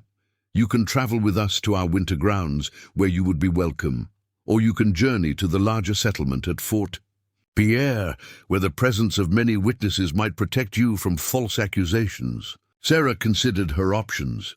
Returning to Riverton meant facing not only the school board, but potentially hostile soldiers. Traveling with the Lakota would mean abandoning her profession and the life she had built. Fort Pierre offered a path. She could perhaps find work there, start fresh, without fully leaving white society. How long do I have to decide? She asked. The camp begins moving at dawn tomorrow. Swift Fox translated Rising Sun's answer. You must choose your path by then. Grey Horse, who had been silent until now, spoke up, his voice carrying the rough edge of someone who had known hardship. Grey Horse says that whatever you choose, the path will not be easy, Swift Fox translated. The world is changing for all of us. The old boundaries between our peoples are breaking down, but the new ways are not yet clear. Rising Sun added something, looking directly at Sarah. My grandfather says that in saving Little Eagle, you stepped into a space between worlds, Swift Fox said. Such a position carries both power and danger. The council concluded with practical matters, the route the band would take into the hills, how to transport their supplies, who would serve as scouts to watch for the soldiers. Throughout these discussions, Sarah sat quietly, absorbing the reality of what was happening. These people were being forced to flee their hunting grounds because they had come to honor her. As the council dispersed, Rising Sun asked Sarah to remain. When they were alone except for Swift Fox, the chief spoke more personally. My grandfather wishes you to know that your presence has brought both joy and difficulty to our band. Swift Fox translated. Joy because it reminded us that not all white people seek our destruction. Difficulty because it has drawn unwanted attention. I never meant to cause trouble, Sarah said softly. Rising Sun nodded, speaking again. He says that intention matters less than outcome in the world of men, Swift Fox translated. A good heart can still lead to suffering, just as a storm brings both needed rain and destructive floods. What would you advise me to do? Sarah asked directly. Rising Sun considered for a long moment before answering. My grandfather says he cannot choose your path for you, Swift Fox translated. But he believes you were brought to us for a purpose that is still unfolding. He says the spirits rarely act without reason. With that cryptic statement, Rising Sun indicated that their conversation was at an end. He touched his hand to Sarah's shoulder briefly, a gesture of blessing or support, before leaving the tipi. Outside, the camp was already preparing for departure. Women were dismantling tipis not currently in use, packing belongings onto travois that would be pulled by horses. Men were gathering hunting equipment and weapons, while children helped where they could, all under the watchful eyes of the elderly. "It's remarkable how quickly everyone can mobilize," Sarah commented to Swift Fox as they walked through the activity. "We have had much practice," he replied with a hint of bitterness. "My people have been forced to move many times in recent years. We adapt or we perish." Wachiwi approached, carrying a bundle of clothing. Through Swift Fox, she explained that she had brought additional garments for Sarah, practical items for traveling, regardless of which path she chose. The generosity brought tears to Sarah's eyes. "Please thank her," she told Swift Fox. "Her kindness means more than I can express." As the day progressed, Sarah observed the Lakota preparations with growing admiration for their efficiency and communal spirit. Everyone contributed according to their abilities, from the youngest children to the eldest grandparents. There was none of the chaos or complaint that might have accompanied such a sudden relocation among settlers. Little Eagle found her in the afternoon, proudly showing off a small bow his father had made him. Through gestures and Swift Fox's occasional translation, he demonstrated how he was learning to hunt small game. His resilience amazed Sarah. This was a child who had nearly drowned days ago and now faced displacement from his home, yet he remained curious and joyful. As evening approached, a scout rode into camp with news. The soldiers had indeed reached Riverton. Through Swift Fox, Sarah learned that they were questioning townspeople about the Lakota invasion and had been particularly interested in her whereabouts. "They searched your cabin," Swift Fox translated the scout's report. "When they found it empty, the lieutenant was angry. He has ordered his men to remain in town overnight and begin searching the surrounding area at dawn." The news cemented Sarah's decision. She could not return to Riverton now, not with soldiers actively looking for her, potentially as a collaborator. With the Lakota, Fort Pierre remained a possibility, but it was several days' journey, and she would need to travel alone through territory now being searched by the military. She found Rising Sun conferring with Black Hawk near the edge of camp. The men paused their conversation as she approached. "I've made my decision," she said, meeting the chief's steady gaze. "I will travel with your people, at least until it's safe to consider other options." Swift Fox translated, and Rising Sun nodded solemnly. He spoke briefly in response. "My grandfather says you honor us with your trust," Swift Fox translated. "He promises that as long as you travel with our band, you will be protected as one of our own." Black Hawk added something, his expression still stern, but with a hint of respect. "Black Hawk says that the woman who entered the river without fear will find courage for this new journey as well," Swift Fox said. That evening, as darkness fell over the camp, Wachiwi invited Sarah to join her family for the evening meal. In a teepee that would be dismantled before dawn, Sarah sat with Wachiwi, her husband, 2 bears, Swift Fox, Little Eagle, and Mapia, the elderly grandmother. The food was simple but nourishing: buffalo meat prepared with wild onions, dried berries, and a soup made from roots and herbs Sarah didn't recognize. They ate mostly in silence, the universal language of shared meals transcending the verbal barriers between them. After they had finished, 2 bears, a quiet, dignified man who had been introduced as Rising Sun's son, spoke for the first time, directly to Sarah. Swift Fox translated his father's words. "My father says that when the soldiers search for us tomorrow, they will find only cold ashes where our fires burned. Our people know how to move without leaving clear trails. But he is concerned about you, Hemniwikoni. You are not trained in our ways of stealth." "I'll learn quickly," Sarah promised. "I won't slow you down or endanger your people." 2 bears nodded, seemingly satisfied with her response. He spoke again, this time at greater length. "He says that tomorrow you will ride with our family," Swift Fox translated. "Storm Dancer is a good horse who knows how to move quietly. My Father will show you how to guide her through difficult terrain without leaving obvious signs. Mapia spoke then, her wizened hands gesturing as if weaving something invisible. My grandmother says that the spirits who guide the water also guide those who respect it, Swift Fox translated. She believes you already carry protection that will help you on this journey. Sarah touched the medicine pouch Wachiwi had given. The day she saved Little Eagle, now hanging alongside Rising Sun's necklace. The physical connection to that moment reminded her of how quickly life could change course, like a river suddenly diverted by a fallen tree or shifted stones. After the meal, Sarah returned to the teepee she had been given for her brief stay. It would be among the last dismantled in the morning. She sat on the sleeping furs, contemplating the decision she had made. Was she acting rashly, throwing away her career and position on an impulse? Or was she following a deeper calling, one that transcended the narrow confines of the life she had planned?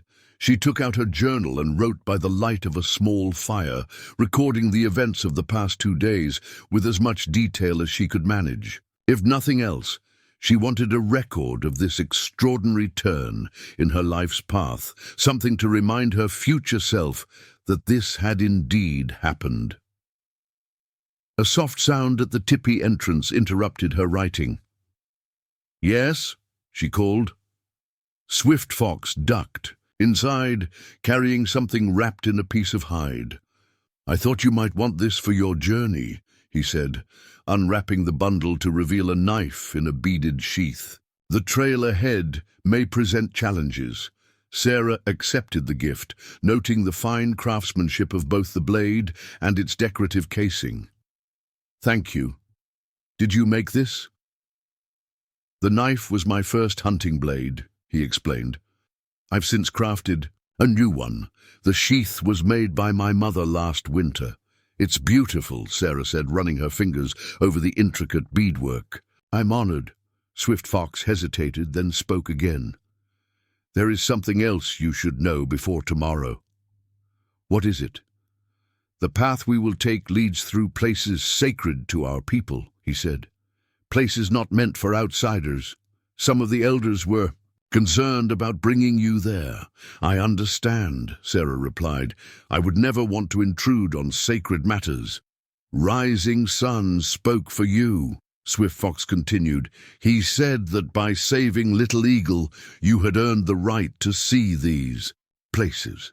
But there may be ceremonies or locations you will not be permitted to witness. This is not personal. It is our way." "Of course," Sarah assured him. "I respect your traditions and boundaries. I'm grateful just to be allowed to travel with you." Swift Fox nodded, seemingly relieved by her response. "We leave before first light. I will come to guide you when it's time." After he left, Sarah returned to her journal, adding this new information. She had studied accounts of native cultures during her education in Boston, but those academic perspectives now seemed shallow and often misguided in the face of her direct experience. There was a depth and complexity to Lakota society that few white scholars had bothered to understand or document. Dawn was still hours away when Swift Fox tapped softly on her teepee. Sarah had slept little, her mind too full of the day's events and tomorrow's uncertainties. Still, she rose immediately, gathering the few possessions she would take with her, her traveling bag, the journal, and now the knife Swift Fox had given her. Outside, the camp was almost unrecognizable. Most of the teepees had already been dismantled and packed, their component parts loaded onto travois or carried by pack horses. The cooking fires had been carefully extinguished, the ashes scattered to leave minimal evidence of their presence. Families moved with practiced efficiency, children helping alongside adults in the pre-dawn darkness. Storm Dancer stood ready, already saddled with what Sarah recognized as a woman's saddle, different from the one she had ridden the previous night. Wachiwi approached, helping Sarah secure her bag and showing her how to adjust the stirrups properly. Through the dim light, Sarah could make out Rising Sun, mounted on his white horse, conferring with Black Hawk and other warriors at the edge of what had been the camp. They were discussing something intently, patrol routes, Sarah guessed, or contingency plans if they encountered soldiers. "We will travel separately from the main group," Swift Fox explained as he helped Sarah mount. "My father thinks it's safer for you. The soldiers will be looking for a large band, not a small family group." "Where will we meet the others?"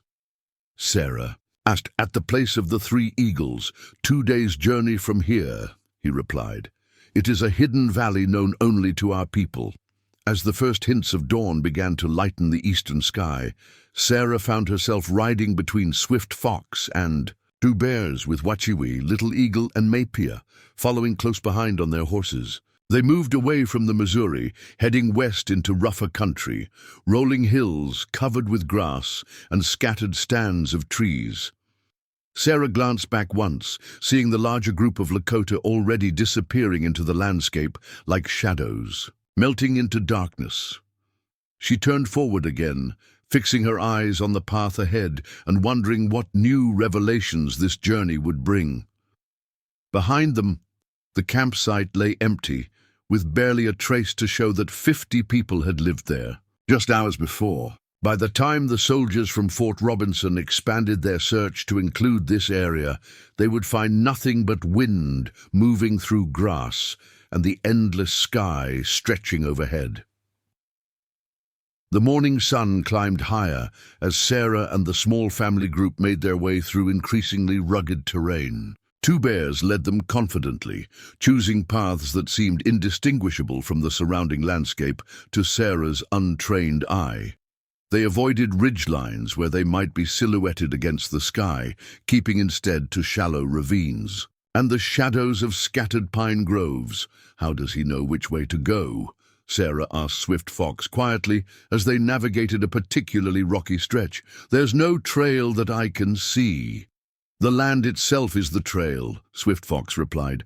"My father reads it like your people read books. The shape of a hill, the type of grass growing in a particular spot, the direction of the wind, all these things tell him where we are and where we should go." Sarah marveled at this different way of understanding the world. Her own education had emphasized maps with clearly marked routes, compass directions, and measured distances. This organic, intuitive navigation seemed almost mystical by comparison. Around midday, they stopped in a sheltered hollow where a small spring bubbled from between rocks. 2 bears dismounted first, surveying the area carefully before indicating that the others could rest. They watered the horses and ate a simple meal of pemmican, dried meat mixed with berries and fat, that Wachiwi distributed from a pouch. Little Eagle seemed tireless despite the long morning's ride, scrambling up rocks to keep watch with his father. Sarah noticed how 2 bears was constantly teaching his younger son, pointing out tracks and signs that were invisible to her. "He's learning to be a scout," Swift Fox explained, following her gaze. "In the old days, he would have been training to be a warrior and hunter. Now," he shrugged, leaving the thought unfinished. "Now the world is changing," Sarah completed quietly. Too quickly, Mapia interjected in Lakota, surprising Sarah with her sudden participation in their conversation. The old woman rarely spoke directly to her, usually communicating through Swift Fox or Wachiwi. Swift Fox translated his grandmother's words. She says, "The white man's world moves like a prairie fire, consuming everything in its path. Our people are like the small creatures who must run ahead of the flames or be destroyed." "Not all fires destroy completely," Sarah responded, thinking of what she knew about prairie ecology. "Some plants need fire to release their seeds. New growth comes after." When this was translated, Mapia studied Sarah with new interest. She spoke again, her voice carrying a note of approval. "She says you understand more than most white people," Swift Fox translated. "Perhaps this is why the spirits guided you to save Little Eagle." They continued their journey after the brief rest, now heading into more densely wooded hills. The terrain grew steeper, forcing them to dismount and lead their horses through some passages. Sarah's city-bred muscles protested, but she refused to complain, noting how even elderly Mapia managed the difficult sections with dignified determination. By late afternoon, dark clouds had gathered on the horizon, promising rain. Two bears increased their pace, evidently seeking shelter before the storm broke. They crested a rise and descended into a narrow valley where a cluster of ancient cottonwoods surrounded another spring, larger than the one where they had rested. "Earlier, we will camp here tonight," Swift Fox told Sarah as they dismounted. "This place is well hidden, and the trees will provide cover from both the rain and any searching eyes." The family worked together to establish their camp, erecting only two small teepees, one for two bears, Wachiwi and Little Eagle, the other for Mapia, Sarah, and Swift Fox. They kept no cooking fire, eating cold provisions instead to avoid smoke that might be spotted from a distance. As predicted, rain began to fall just as they completed their preparations. Sarah sat with Swift Fox beneath the shelter of a cottonwood overhang, watching the downpour transform the landscape. Water streamed down the hillsides, turning the dry creek bed near their camp into a rushing channel. "The rain is good for us," Swift Fox commented. "It will wash away any tracks we left." "Do you think the soldiers are following?" Sarah asked. He gazed thoughtfully at the darkening valley. "Perhaps. My father believes they would have started searching the area near our abandoned camp by midday. Whether they found sign of our passing depends on how skilled their trackers are. Would they continue searching in this weather?" "White soldiers often lack patience," Swift Fox replied with a hint of disdain. "They prefer comfort to success, but it would be foolish to underestimate them. Some have learned our ways after years of fighting our people." The conversation paused as Wachiwi approached, beckoning them to join the others in Two Bear's tipi. Inside, the small space was warm and dry, illuminated by a tiny, smokeless fire in the center pit. The family arranged themselves in a circle, with Sarah given a place of honor, opposite Two Bears. Through Swift Fox's translation, Two Bears outlined their plan for the coming days. "We will continue west tomorrow, then turn north toward the place. Called Devil's Tower by white men. Our people name it Bear's Lodge. From there we will head east to the meeting place at Three Eagles." "Will we avoid settlements?" Sarah asked. Two Bears nodded. "There is a trading post 3 days' ride from here, but we will go around it. The man there knows me and might report our passing to the soldiers." Little Eagle, sitting between his parents, asked a question that made the adults exchange glances. "My brother wants to know if you will return to your people eventually or stay with us forever," Swift Fox translated, his tone carefully neutral. All eyes turned to Sarah, awaiting her answer. She considered carefully before responding. "I don't know what the future holds," she said honestly. "For now, I'm grateful for your protection and guidance. I hope someday there will be a way for me to live peacefully in this territory without endangering your family or abandoning my profession." When Swift Fox translated this, Two Bears nodded approvingly, and Wachiwi reached across to squeeze Sarah's hand briefly. Little Eagle looked disappointed but accepting. Mapia spoke then, her weathered face animated in the flickering firelight. "My grandmother says that paths that seem separate often join unexpectedly," Swift Fox translated. "She had a dream last night of an eagle and a dove flying together, neither bird changing its nature, yet sharing the same sky. A powerful vision," Two Bears commented, inclining his head respectfully toward his mother. The conversation shifted to practical matters, how long the rain might last, whether it was falling in Riverton as well, how this might affect the soldiers' search. Sarah listened, increasingly able to follow the rhythms of Lakota speech, even without understanding most of the words. Later, as Sarah prepared for sleep in the teepee she shared with Mapia and Swift Fox, the old woman approached her with a small object in her hand. It was a carved wooden bird, a meadowlark, Sarah thought, though the simplicity of the carving made precise identification difficult. Mapia placed it in Sarah's palm, speaking softly. She says her husband carved this for her when they were young. Swift fox, translated from across the tipi. The meadowlark sings at dawn, welcoming each new day regardless of what hardships the previous day brought. She wants you to have it as a reminder that each sunrise offers a fresh beginning. Sarah was touched by the unexpected gift. Please tell her I'll treasure it and remember its meaning. After Mapia had settled onto her sleeping furs, Swift Fox spoke quietly to Sarah. My grandmother doesn't give her treasures lightly. She sees something in you that has earned her respect. I'm honored, Sarah replied, but I'm not sure what I've done to deserve it. Perhaps it's not what you've done, but who you are, Swift Fox suggested, or who you might become. The rain continued through the night, drumming steadily on the tipi cover. Despite her physical exhaustion, Sarah found sleep elusive. Her mind kept returning to Riverton, wondering what was happening there. Had the soldiers questioned her neighbors? What had Martha Williams thought upon finding her note? Would the school board simply replace her, erasing her presence from the community as easily as rain washed away footprints? Morning brought clearing skies and a landscape transformed by the rainfall. Streams that had been dry now flowed vigorously, and the vegetation seemed to have greened overnight. They broke camp efficiently, leaving minimal evidence of their presence, and continued their journey westward. The day passed without incident, the terrain growing increasingly dramatic as they traveled. Flat-topped buttes rose from the rolling plains, and stands of ponderosa pine became more common. Wildlife was abundant.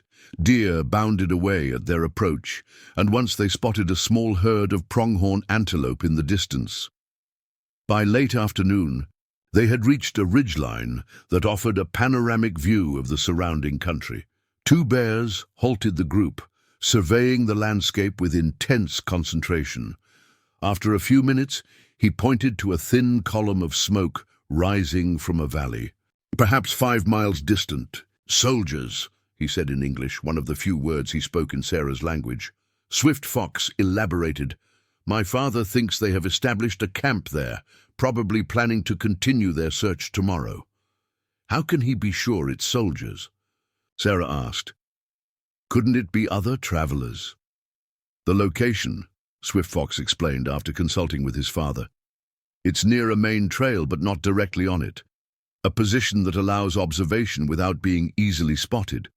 And the smoke is too controlled for a settler's campfire.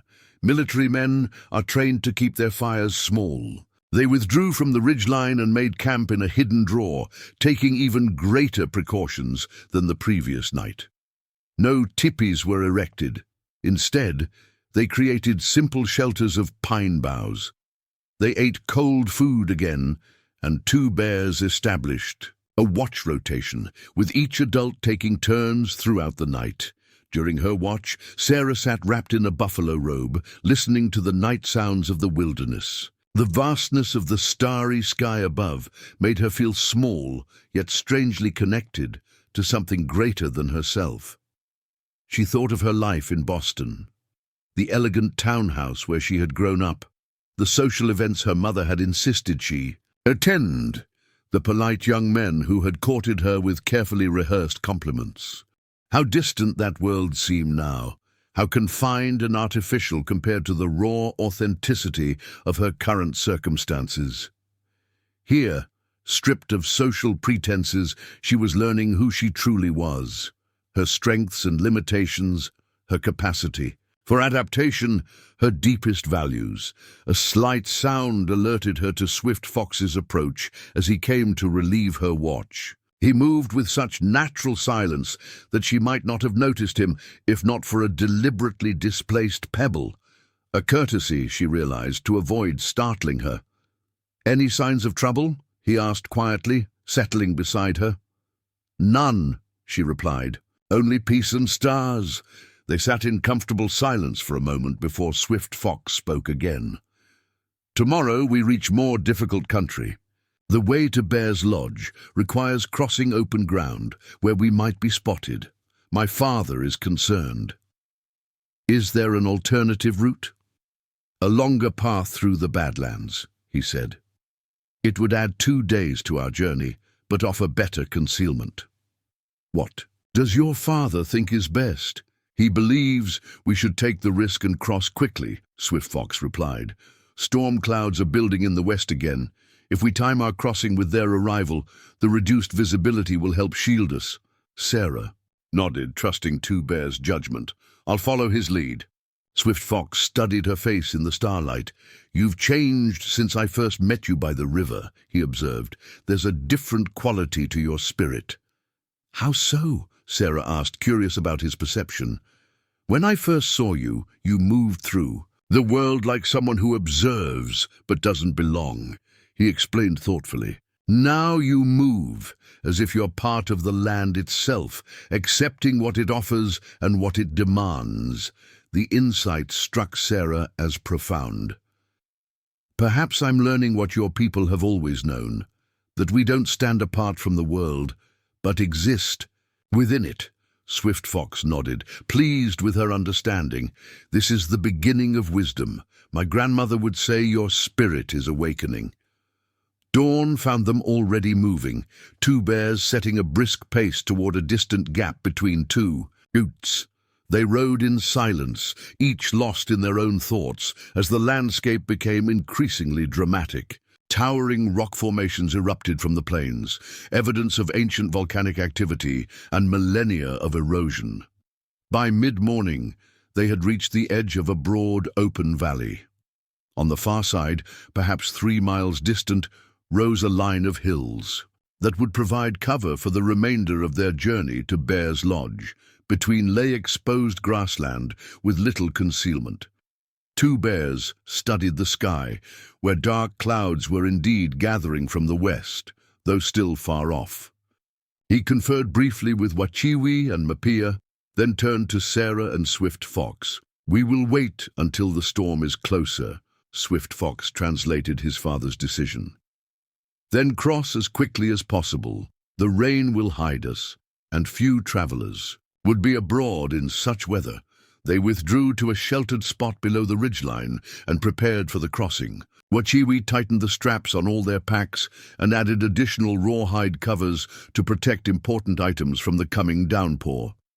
Two Bears checked each horse's hooves, ensuring they were ready for a swift journey.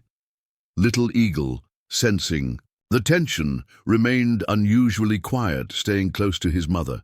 Even Mapia's normally impassive face showed concern as she gazed periodically at the darkening sky. As the leading edge of the storm reached them, bringing gusting wind and the first scattered raindrops, Two Bears gave the signal to mount up. He led them to the edge of the open ground, surveying it one final time before committing to the crossing. Just as they were about to urge their horses forward, Swift Fox raised his hand in warning. He pointed to the northern end of the valley, where a dust cloud was just becoming visible, riders approaching at a gallop. "Soldiers," Two Bears stated grimly, this time using the English word as a curse. The storm was still minutes away from providing its promised cover, but their window for crossing undetected was closing rapidly. The approaching riders would have a clear view of the valley in moments. Two Bears made a swift decision, gesturing urgently for the group to follow him away from the valley's edge, back down the slope they had ascended. They retreated, perhaps 100 yards to where a tumble of massive boulders created a natural fortress. "We must hide the horses and ourselves," Swift Fox translated, as his father issued rapid instructions. "If we are spotted, we will be pursued. If we are pursued, we will be caught. If we are caught—" He left the consequences unspoken, working. Quickly, they led the horses into a narrow defile between the largest boulders, where they would be concealed from casual observation.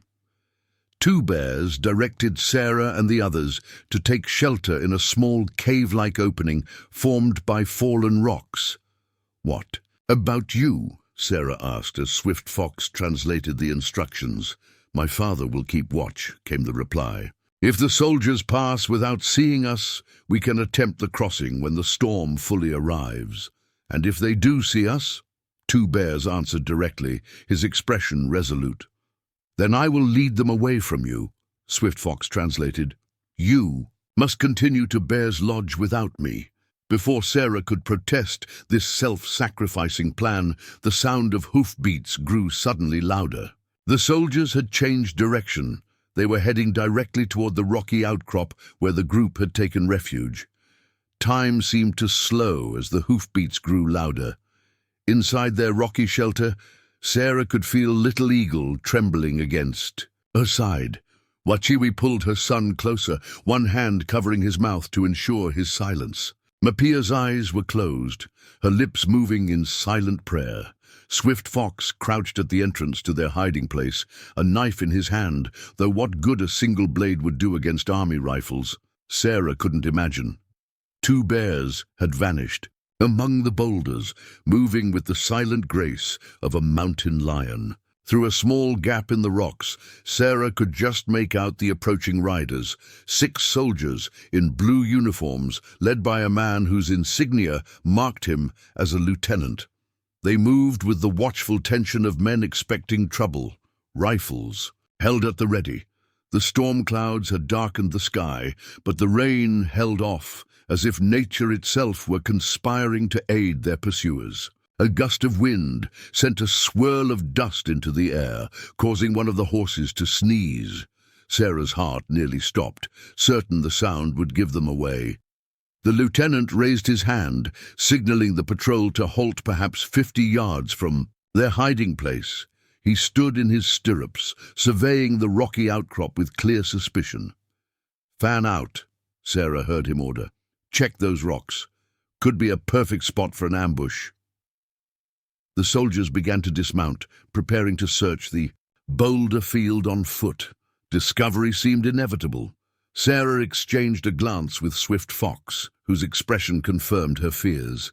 If the soldiers found them, there was no plausible explanation for why a white woman would be hiding with the Lakota family. At best, she would be forcibly rescued, and they would be arrested. At worst, a sudden movement on the ridgeline above caught everyone's attention. A lone rider on a distinctive paint horse appeared silhouetted against the darkening sky, Two Bears deliberately showing himself. He raised his arm in what might have been a signal to non-existent companions, then wheeled his horse and disappeared. Over the ridge. "There," the lieutenant shouted. "Mounted pursuit, now!" The soldiers scrambled back onto their horses, abandoning their plan to search the rocks in favor of chasing the fleeing rider. Within moments, they had galloped away, the thunder of hooves fading as they pursued Two Bears up and over the ridge. Swift Fox immediately moved to the entrance of their shelter. "We must cross the valley now," he said urgently. "My father has given us this chance at great risk to himself." "But what about him?" Sarah asked as they hurried to retrieve their horses. "He knows these lands better than any man," Swift Fox replied, helping his grandmother mount. "If anyone can evade soldiers, it is my father. He will circle back and meet us at Bear's Lodge if he can." The worry on Wachiwi's face belied this confident assessment, but she said nothing, focusing instead on securing Little Eagle before her on her horse. The boy's eyes were wide with fear for his father, though he remained bravely silent. With Swift Fox now leading, they emerged from the rocks and rode swiftly toward the valley floor. The storm finally broke as they reached the open ground, rain falling in heavy sheets that limited visibility to a few dozen yards. Perfect cover for their crossing. Lightning flashed overhead, and thunder boomed across the landscape as they urged their horses to a gallop. Sarah bent low over Storm Dancer's neck, the rain stinging her face and soaking through her clothing. The mare seemed to understand the urgency, running smoothly despite the increasingly muddy ground. Behind her, Mapia clung to her mount with surprising strength for one so elderly, her white hair plastered to her head by the downpour. They crossed the exposed valley in perhaps 20 minutes, reaching the sheltering hills on the far side without sign of pursuit. Swift Fox led them into a dense stand of pines that offered some protection from the worst of the storm, where they paused to catch their breath and assess their situation. "Will your father know to meet us here?" Sarah asked, water streaming from her drenched clothing. Swift Fox shook his head. "Not here. We must continue to Bear's Lodge as planned. It's still a day's journey from this point." Wachiwi spoke up, her voice tight with concern. Swift Fox translated, "My mother says we should find shelter until the storm passes. Little Eagle is cold, and grandmother is not young." They found a suitable location deeper in the pines, a small clearing sheltered by overhanging branches that kept the worst of the rain at bay. Working together, they created a simple lean-to using branches and the oilskin covers from their packs. It was cramped and far from comfortable, but it provided enough protection to build a small, nearly smokeless fire using the dry inner bark of pine trees and deadwood sheltered beneath fallen logs. As they huddled around the tiny flame, Sarah noticed Little Eagle's miserable expression. Though he hadn't complained, the boy was clearly frightened for his father and chilled to the bone. She removed her outer garment, a leather vest Wachiwi had given her, and wrapped it around his shoulders. "Your father is very brave," she told him, knowing he wouldn't understand her words, but hoping her tone would convey reassurance.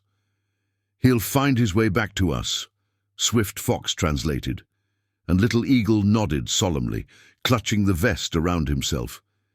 "He says thank you," Swift Fox added, and that his father taught him that a warrior must be strong even when afraid.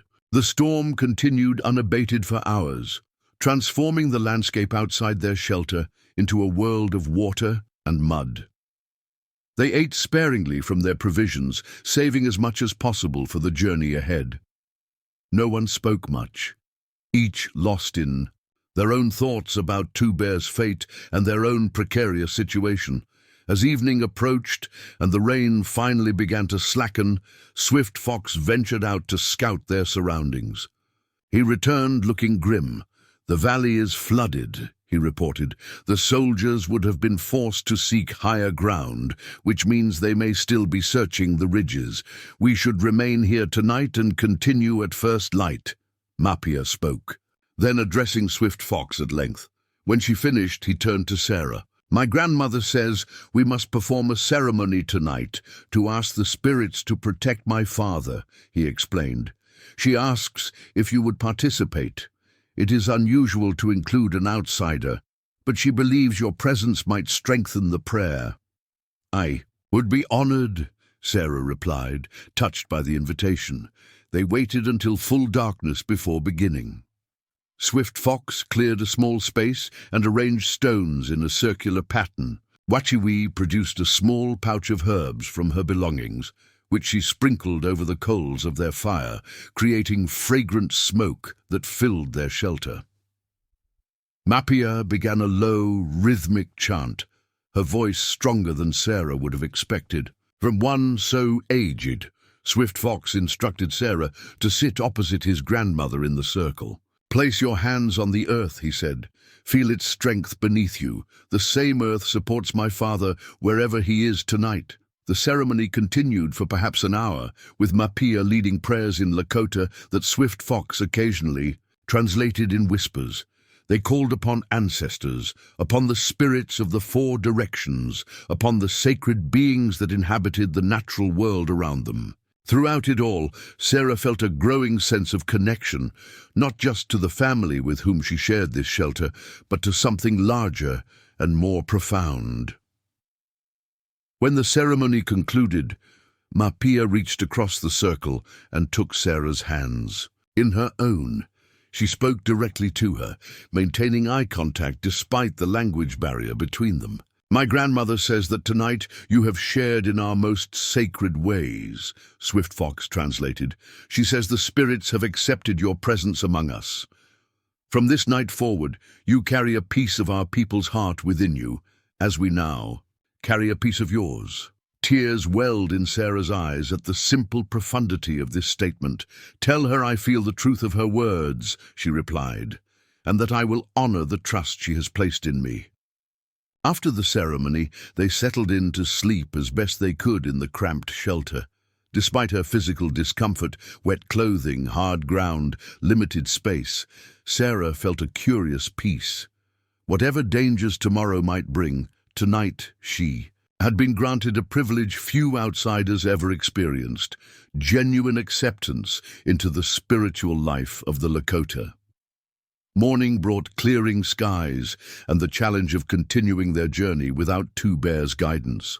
Swift Fox stepped naturally into the leadership role, though Sarah noted how frequently he consulted with his mother and grandmother before making decisions. The floodwaters are receding, he announced after an early scouting expedition. But they've washed away parts of the trail. We'll need to find alternative routes in some places. They broke camp efficiently, leaving minimal trace of their presence, and resumed their journey toward Bear's Lodge.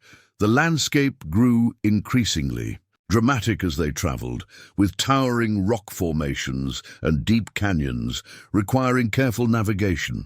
Swift Fox proved a capable guide, though not as confident in his route finding as his father had been. By midday, they had entered a narrow canyon whose walls rose hundreds of feet on either side. The path followed the course of a stream, now swollen with yesterday's rain. The footing was treacherous, forcing them to dismount and lead their horses through the most difficult sections. This canyon leads to the sacred ground near Bear's Lodge, Swift Fox explained, as they picked their way along the rocky path. In better times, our people would come here for vision quests and important ceremonies. It's beautiful, Sarah commented, gazing up at the sheer walls where stunted pine trees somehow found purchase in seemingly impossible locations. Beauty and danger often walk hand in hand, Swift Fox replied, gesturing toward the rushing water beside them. This stream could become a raging torrent with little warning if rain falls in the mountains above. They had traversed perhaps half the canyon's length when Swift Fox suddenly halted, raising his hand in warning. He pointed to something ahead on the path. Fresh hoofprints in the mud, heading in the same direction they were traveling. Soldiers? Sarah whispered, fear tightening her chest. Swift Fox knelt to examine the tracks more closely. No, he said after a moment. These are unshod hooves, Indian ponies, and they're very fresh. Your father. Wachiwi asked hopefully in Lakota. Swift Fox shook his head. Too many horses, perhaps 6 or 7, and they're moving together, not the pattern of a single rider. Could it be others from your band? Sarah suggested. Perhaps some took this route to the meeting place. Possible, Swift Fox conceded, though he looked unconvinced. But these tracks lead deeper into the canyon, not toward Bear's Lodge. We should proceed with caution. They continued more slowly now, alert for any sign. Of the riders ahead, the canyon narrowed further, the walls closing in until the sky above was just a ribbon of blue. The sound of water echoed against the stone, making it difficult to hear anything else. Around a sharp bend, the canyon suddenly widened into a small circular area where several side canyons converged. Swift Fox signaled for them to halt in the shadow of an overhanging rock, his expression tense. "Wait here," he whispered. "I'll scout ahead." Before he could move, however, riders appeared from one of the side canyons. 7 men on horseback, their faces painted with red and black stripes. They wore a mixture of traditional Lakota clothing and items clearly taken from white settlers. One wore a cavalry hat, another a settler's woolen coat over his buckskin leggings. The newcomers spotted them immediately, spreading out to block the path ahead. Their leader, A powerfully built man with a scarred face and a necklace of bear claws urged his horse forward. He spoke in Lakota, his tone challenging. Swift Fox replied, keeping his voice steady, though Sarah could see the tension in his shoulders. "Who are they?" she whispered to Wachiwi, who had moved protectively in front of Little Eagle. "Ghost dancers," Wachiwi replied in halting English, using one of the few phrases she knew in Sarah's language. Sarah had heard of the ghost dance movement, a spiritual revival among native peoples that had spread across the Western Territories in recent years. Some believers claimed that performing the sacred dance would bring about the return of the buffalo, the departure of white settlers, and the restoration of traditional native ways. The U.S. Army considered ghost dance practitioners dangerous, radicals who might incite violence. The conversation between Swift Fox and the leader grew more heated. Though Sarah couldn't understand the words, the confrontational tone was unmistakable. The other riders began to move their horses, subtly positioning themselves to surround Sarah's group. Swift Fox turned to them, speaking rapidly in Lakota. Sarah could tell from Wachiwi's frightened expression that the news wasn't good. "They are Red Hawk's band," Swift Fox explained in English for Sarah's benefit. "They've broken from the reservation and refuse to return. They practice the ghost dance and believe it will protect them from white men's bullets." "What do they want with us?" Sarah asked, eyeing the aggressive postures of the mounted men. "They want to know why we travel with a white woman," Swift Fox replied grimly. "I told them about Little Eagle's rescue and Rising Sun's declaration of friendship, but they are suspicious. They think you might be a spy." "A spy?" Sarah repeated incredulously. "But that's absurd. To men who have seen their people betrayed many times, trust doesn't come easily," Swift Fox said. "Red Hawk says we must go with them to their camp. He will decide there what to do with us." "Can we refuse?" Sarah asked, though she suspected she knew the answer. Swift Fox shook his head. "They outnumber us, and we have women, a child, and an elder to protect. We have no choice but to comply." Red Hawk barked an order, and two of his men moved forward to take the reins of their horses. With obvious reluctance, Swift Fox surrendered Storm Dancer's lead, whispering to Sarah, "Say nothing. Let me speak for all of us." The ghost dancers led them through a side canyon that twisted and turned through the rocky landscape.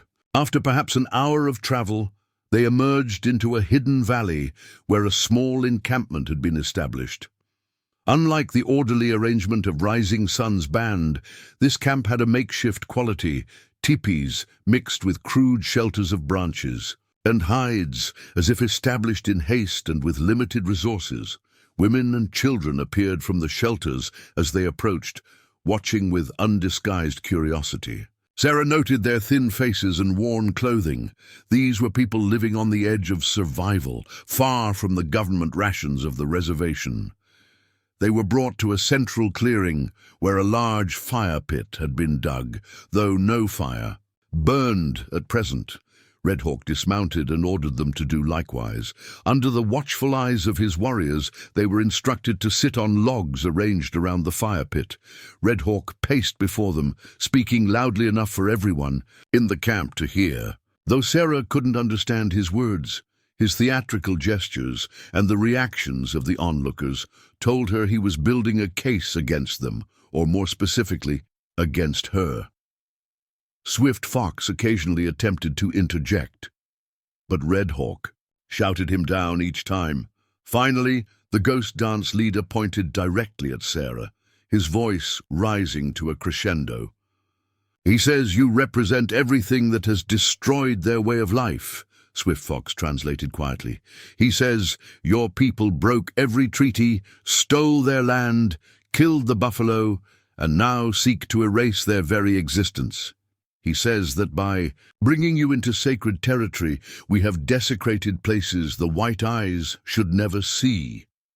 "What does he intend to do?" Sarah asked, fighting to keep her voice steady. Before Swift Fox could answer, a commotion erupted at the edge of the camp. Warriors rushed to investigate, returning moments later with a single prisoner walking between them. Two bears, his hands bound before him, his face bearing a fresh cut above one eye. Wachiwi cried out at the sight of her husband, while Little Eagle buried his face against her side. Two Bear's expression remained stoic as he was brought forward and forced to kneel before Red Hawk. "My father," Swift Fox whispered, tension evident in every line of his body. "They must have captured him while he was trying to find us." Red Hawk addressed Two Bears contemptuously, gesturing towards Sarah and the others. Two Bears replied with dignity despite his bonds, speaking at length in a measured tone. Whatever he said clearly angered Red Hawk, who struck him across the face with an open hand. Swift Fox started to rise, but Mapia gripped his arm, restraining him. The old woman's eyes were alert, calculating, watching the dynamics of the confrontation with the wisdom of her years. "What's happening?" Sarah whispered, feeling helpless as the exchange continued. "Red Hawk accuses my father of betraying our own people by associating with whites," Swift Fox replied, his voice tight with controlled fury. "My father is reminding him that Rising Sun, our chief, made his decision after careful consideration, and that Red Hawk has no authority to overrule him." The confrontation intensified, with Red Hawk growing increasingly agitated, while Two Bears maintained his composure. Finally, the ghost dance leader turned to address the gathered members of his band, clearly making some sort of proclamation. "He says they will hold a council tonight to decide our fate," Swift Fox translated, his expression grim. "Until then, we are to be kept under guard in that shelter." He nodded toward a crude lean-to at the edge of the clearing. As Red Hawk's warriors moved to escort them to their makeshift prison, Sarah caught Two Bears' eye. Despite his injury and the precariousness of their situation, she saw no fear in his gaze, only a steady resolve that somehow conveyed reassurance. Whatever happened next, Two Bears would face it with the same courage and dignity he had shown throughout their journey. The question was whether courage alone would be enough to save them from Red Hawk's evident hatred and the desperate anger of his followers. The lean-to where they were confined offered little protection from the elements and less from the hostile stares of Red Hawk's followers. Two guards stood watch outside, their rifles held at the ready. Inside, the family huddled together, speaking in hushed tones. "How badly are you hurt?" Wachiwi asked her husband, examining the cut above his eye. "It's nothing," Two Bears replied, though the dried blood on his temple suggested otherwise. "I was careless. After leading the soldiers away, I circled back to find you, but rode into Red Hawk's scouts instead." Little Eagle clung to his father, relief at his return, tempered by their dangerous circumstances. Mapia sat slightly apart, her eyes closed in what might have been prayer or deep thought. "What will happen at the council?" Sarah asked Swift Fox. He exchanged a glance with his father before answering. "Red Hawk will argue that you should be killed as an example, and the rest of us punished for bringing you here. He believes that only by completely rejecting all white ways can his people survive. And he has followers who share this belief," Two Bears added, his words translated by his son. "Men and women who have lost everything and see no future except through the ghost dance and its promises." "Can't we explain why I'm here, that I saved Little Eagle's life?" Sarah suggested. Two Bears shook his head. "Red Hawk knows this already. He doesn't care. To him, one good act doesn't balance the evils committed by your people." "Is there no way to reason with him?" Sarah pressed. "Red Hawk's heart is consumed by hatred," Two Bears replied, "and fear. The ghost dance gives him power he never had before, the power to offer hope, even if it's false hope." As twilight deepened into night, they could see preparations being made for the council. A great fire was lit in the central clearing, and the members of the band gathered around it. Red Hawk took a position of prominence, wearing an elaborate headdress and a shirt decorated with symbols Sarah didn't recognize, the ghost shirt. Swift Fox whispered, noticing her gaze. "He believes it will stop bullets from harming him." A drum began to beat, its rhythm like a heartbeat in the night. Red Hawk rose and began to dance around the fire, soon joined by others.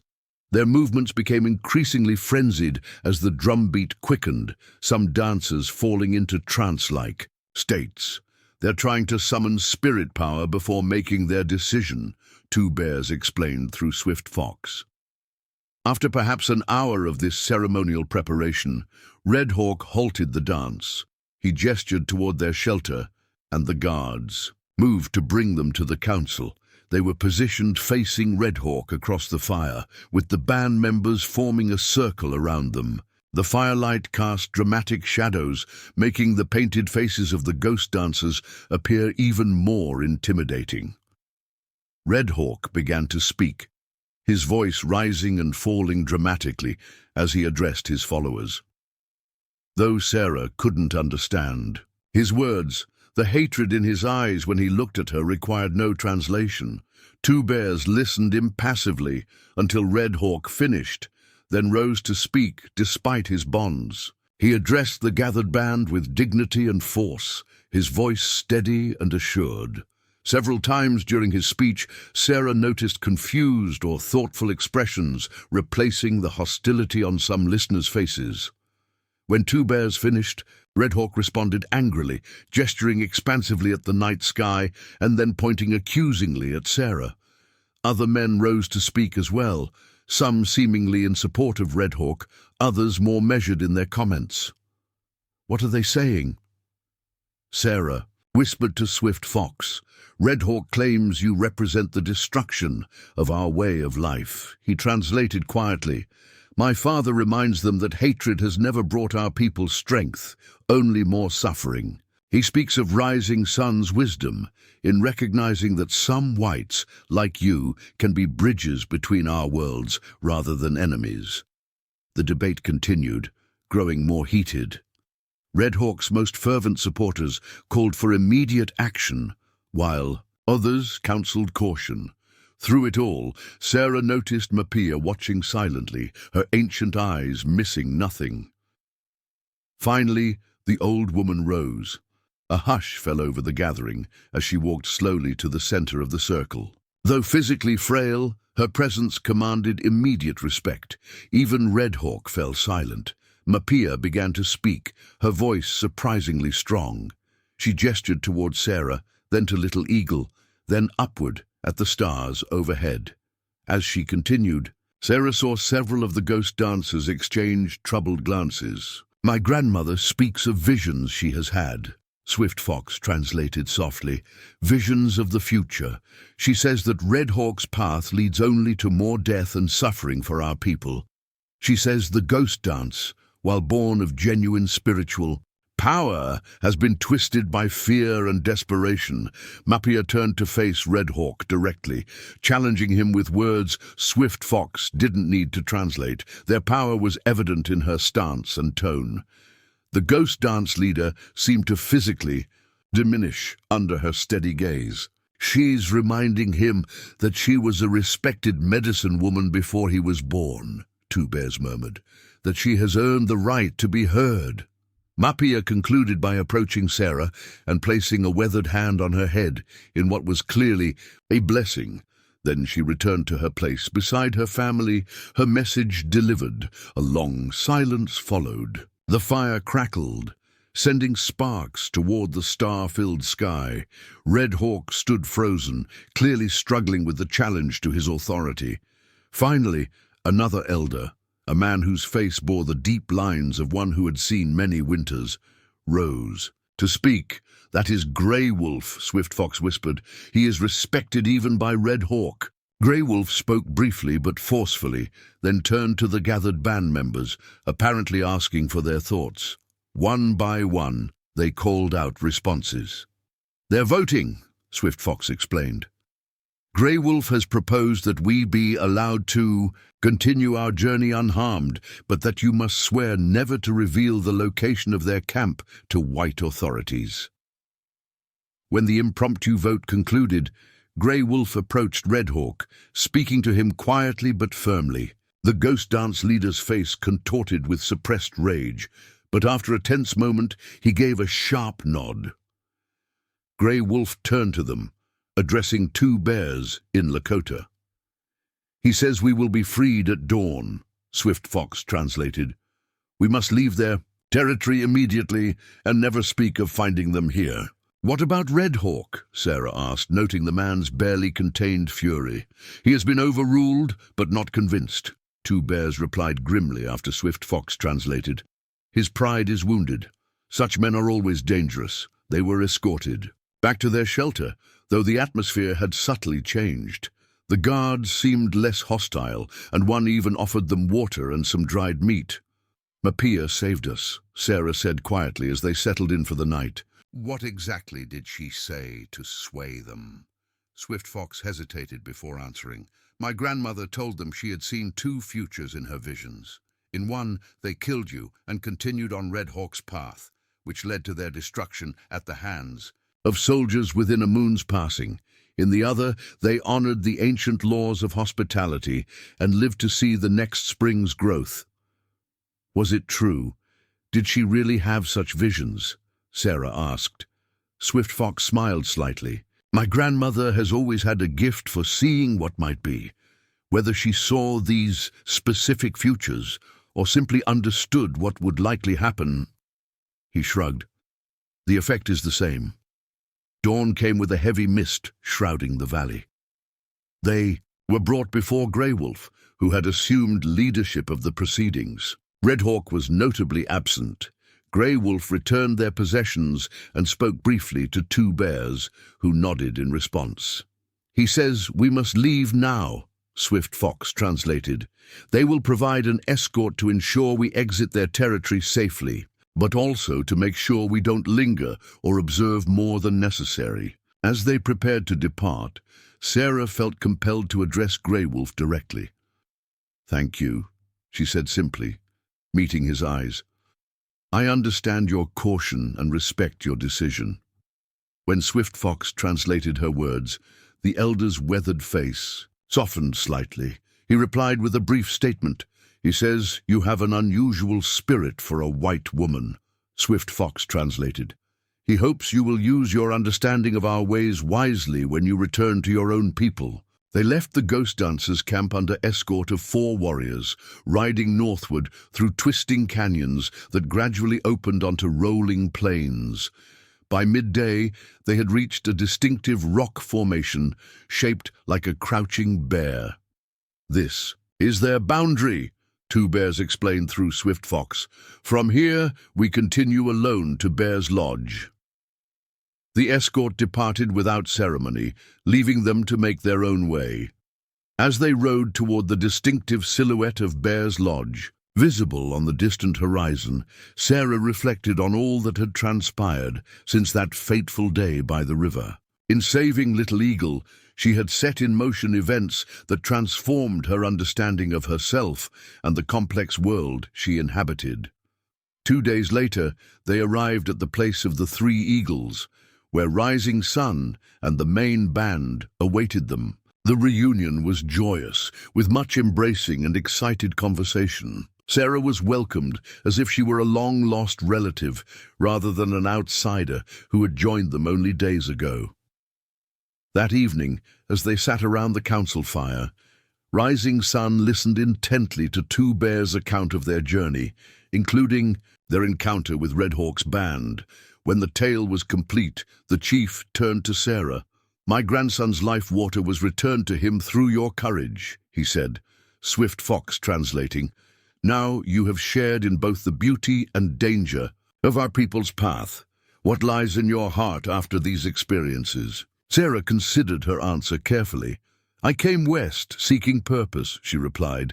"I believed I found it in teaching settler children. Now I see that was only part of my journey. There are bridges to be built between our peoples that go beyond." Mere words in a classroom. When this was translated, Rising Sun nodded approvingly. "The water knows no boundaries," he said. "It flows where it must, nourishing all it touches. Perhaps you are like the water, Mni Wikoni." 2 more weeks passed as Sarah lived among the Lakota, learning their ways and sharing her own knowledge. Eventually, news reached them that the soldiers had returned to Fort Robinson, the search abandoned after finding no trace of the Lakota invasion force. The time came when Sarah needed to make her decision, remain with the Lakota as they moved toward their winter grounds or return to the world she had left behind. Standing atop a hill overlooking the camp, she discussed her thoughts with Swift Fox. "I can do more good as a bridge between our peoples than by hiding from one side," she explained. "There are misconceptions and fears that need challenging on both sides." Swift Fox nodded understanding. "You have become my Wiconi in truth, flowing between worlds, bringing life where you pass." The next day, Rising Sun provided an escort to guide Sarah to Fort Pierre, where she could begin anew without the complications that awaited in Riverton. Before she departed, each member of Two Bear's family presented her with a small token, practical items for her journey that were also symbols of their connection. Little Eagle gave her a tiny carved horse, a miniature version of Storm Dancer. "So you remember to visit," Swift Fox translated the boy's words. As Sarah mounted Storm Dancer for the journey, Rising Sun approached one final time. "The path between our peoples is long and difficult," he said through Swift Fox, "but those who walk it with an open heart make it safer for all who follow. Return to us when you can, Emni Wiconi. You will always have a place at our fire." Sarah rode away with the sunrise warming her back, carrying with her not just memories and gifts, but a newfound understanding of what it meant to truly build bridges between worlds divided by history and misunderstanding. The journey ahead would not be easy, but like water finding its way through the landscape, she would persist, bringing life and connection wherever she flowed. Up next, you've got 2 more standout stories right on your screen. If this one hits the mark, you won't want to pass these up. Just click and check them out. And don't forget to subscribe and turn on the notification bell so you don't miss any upload from us.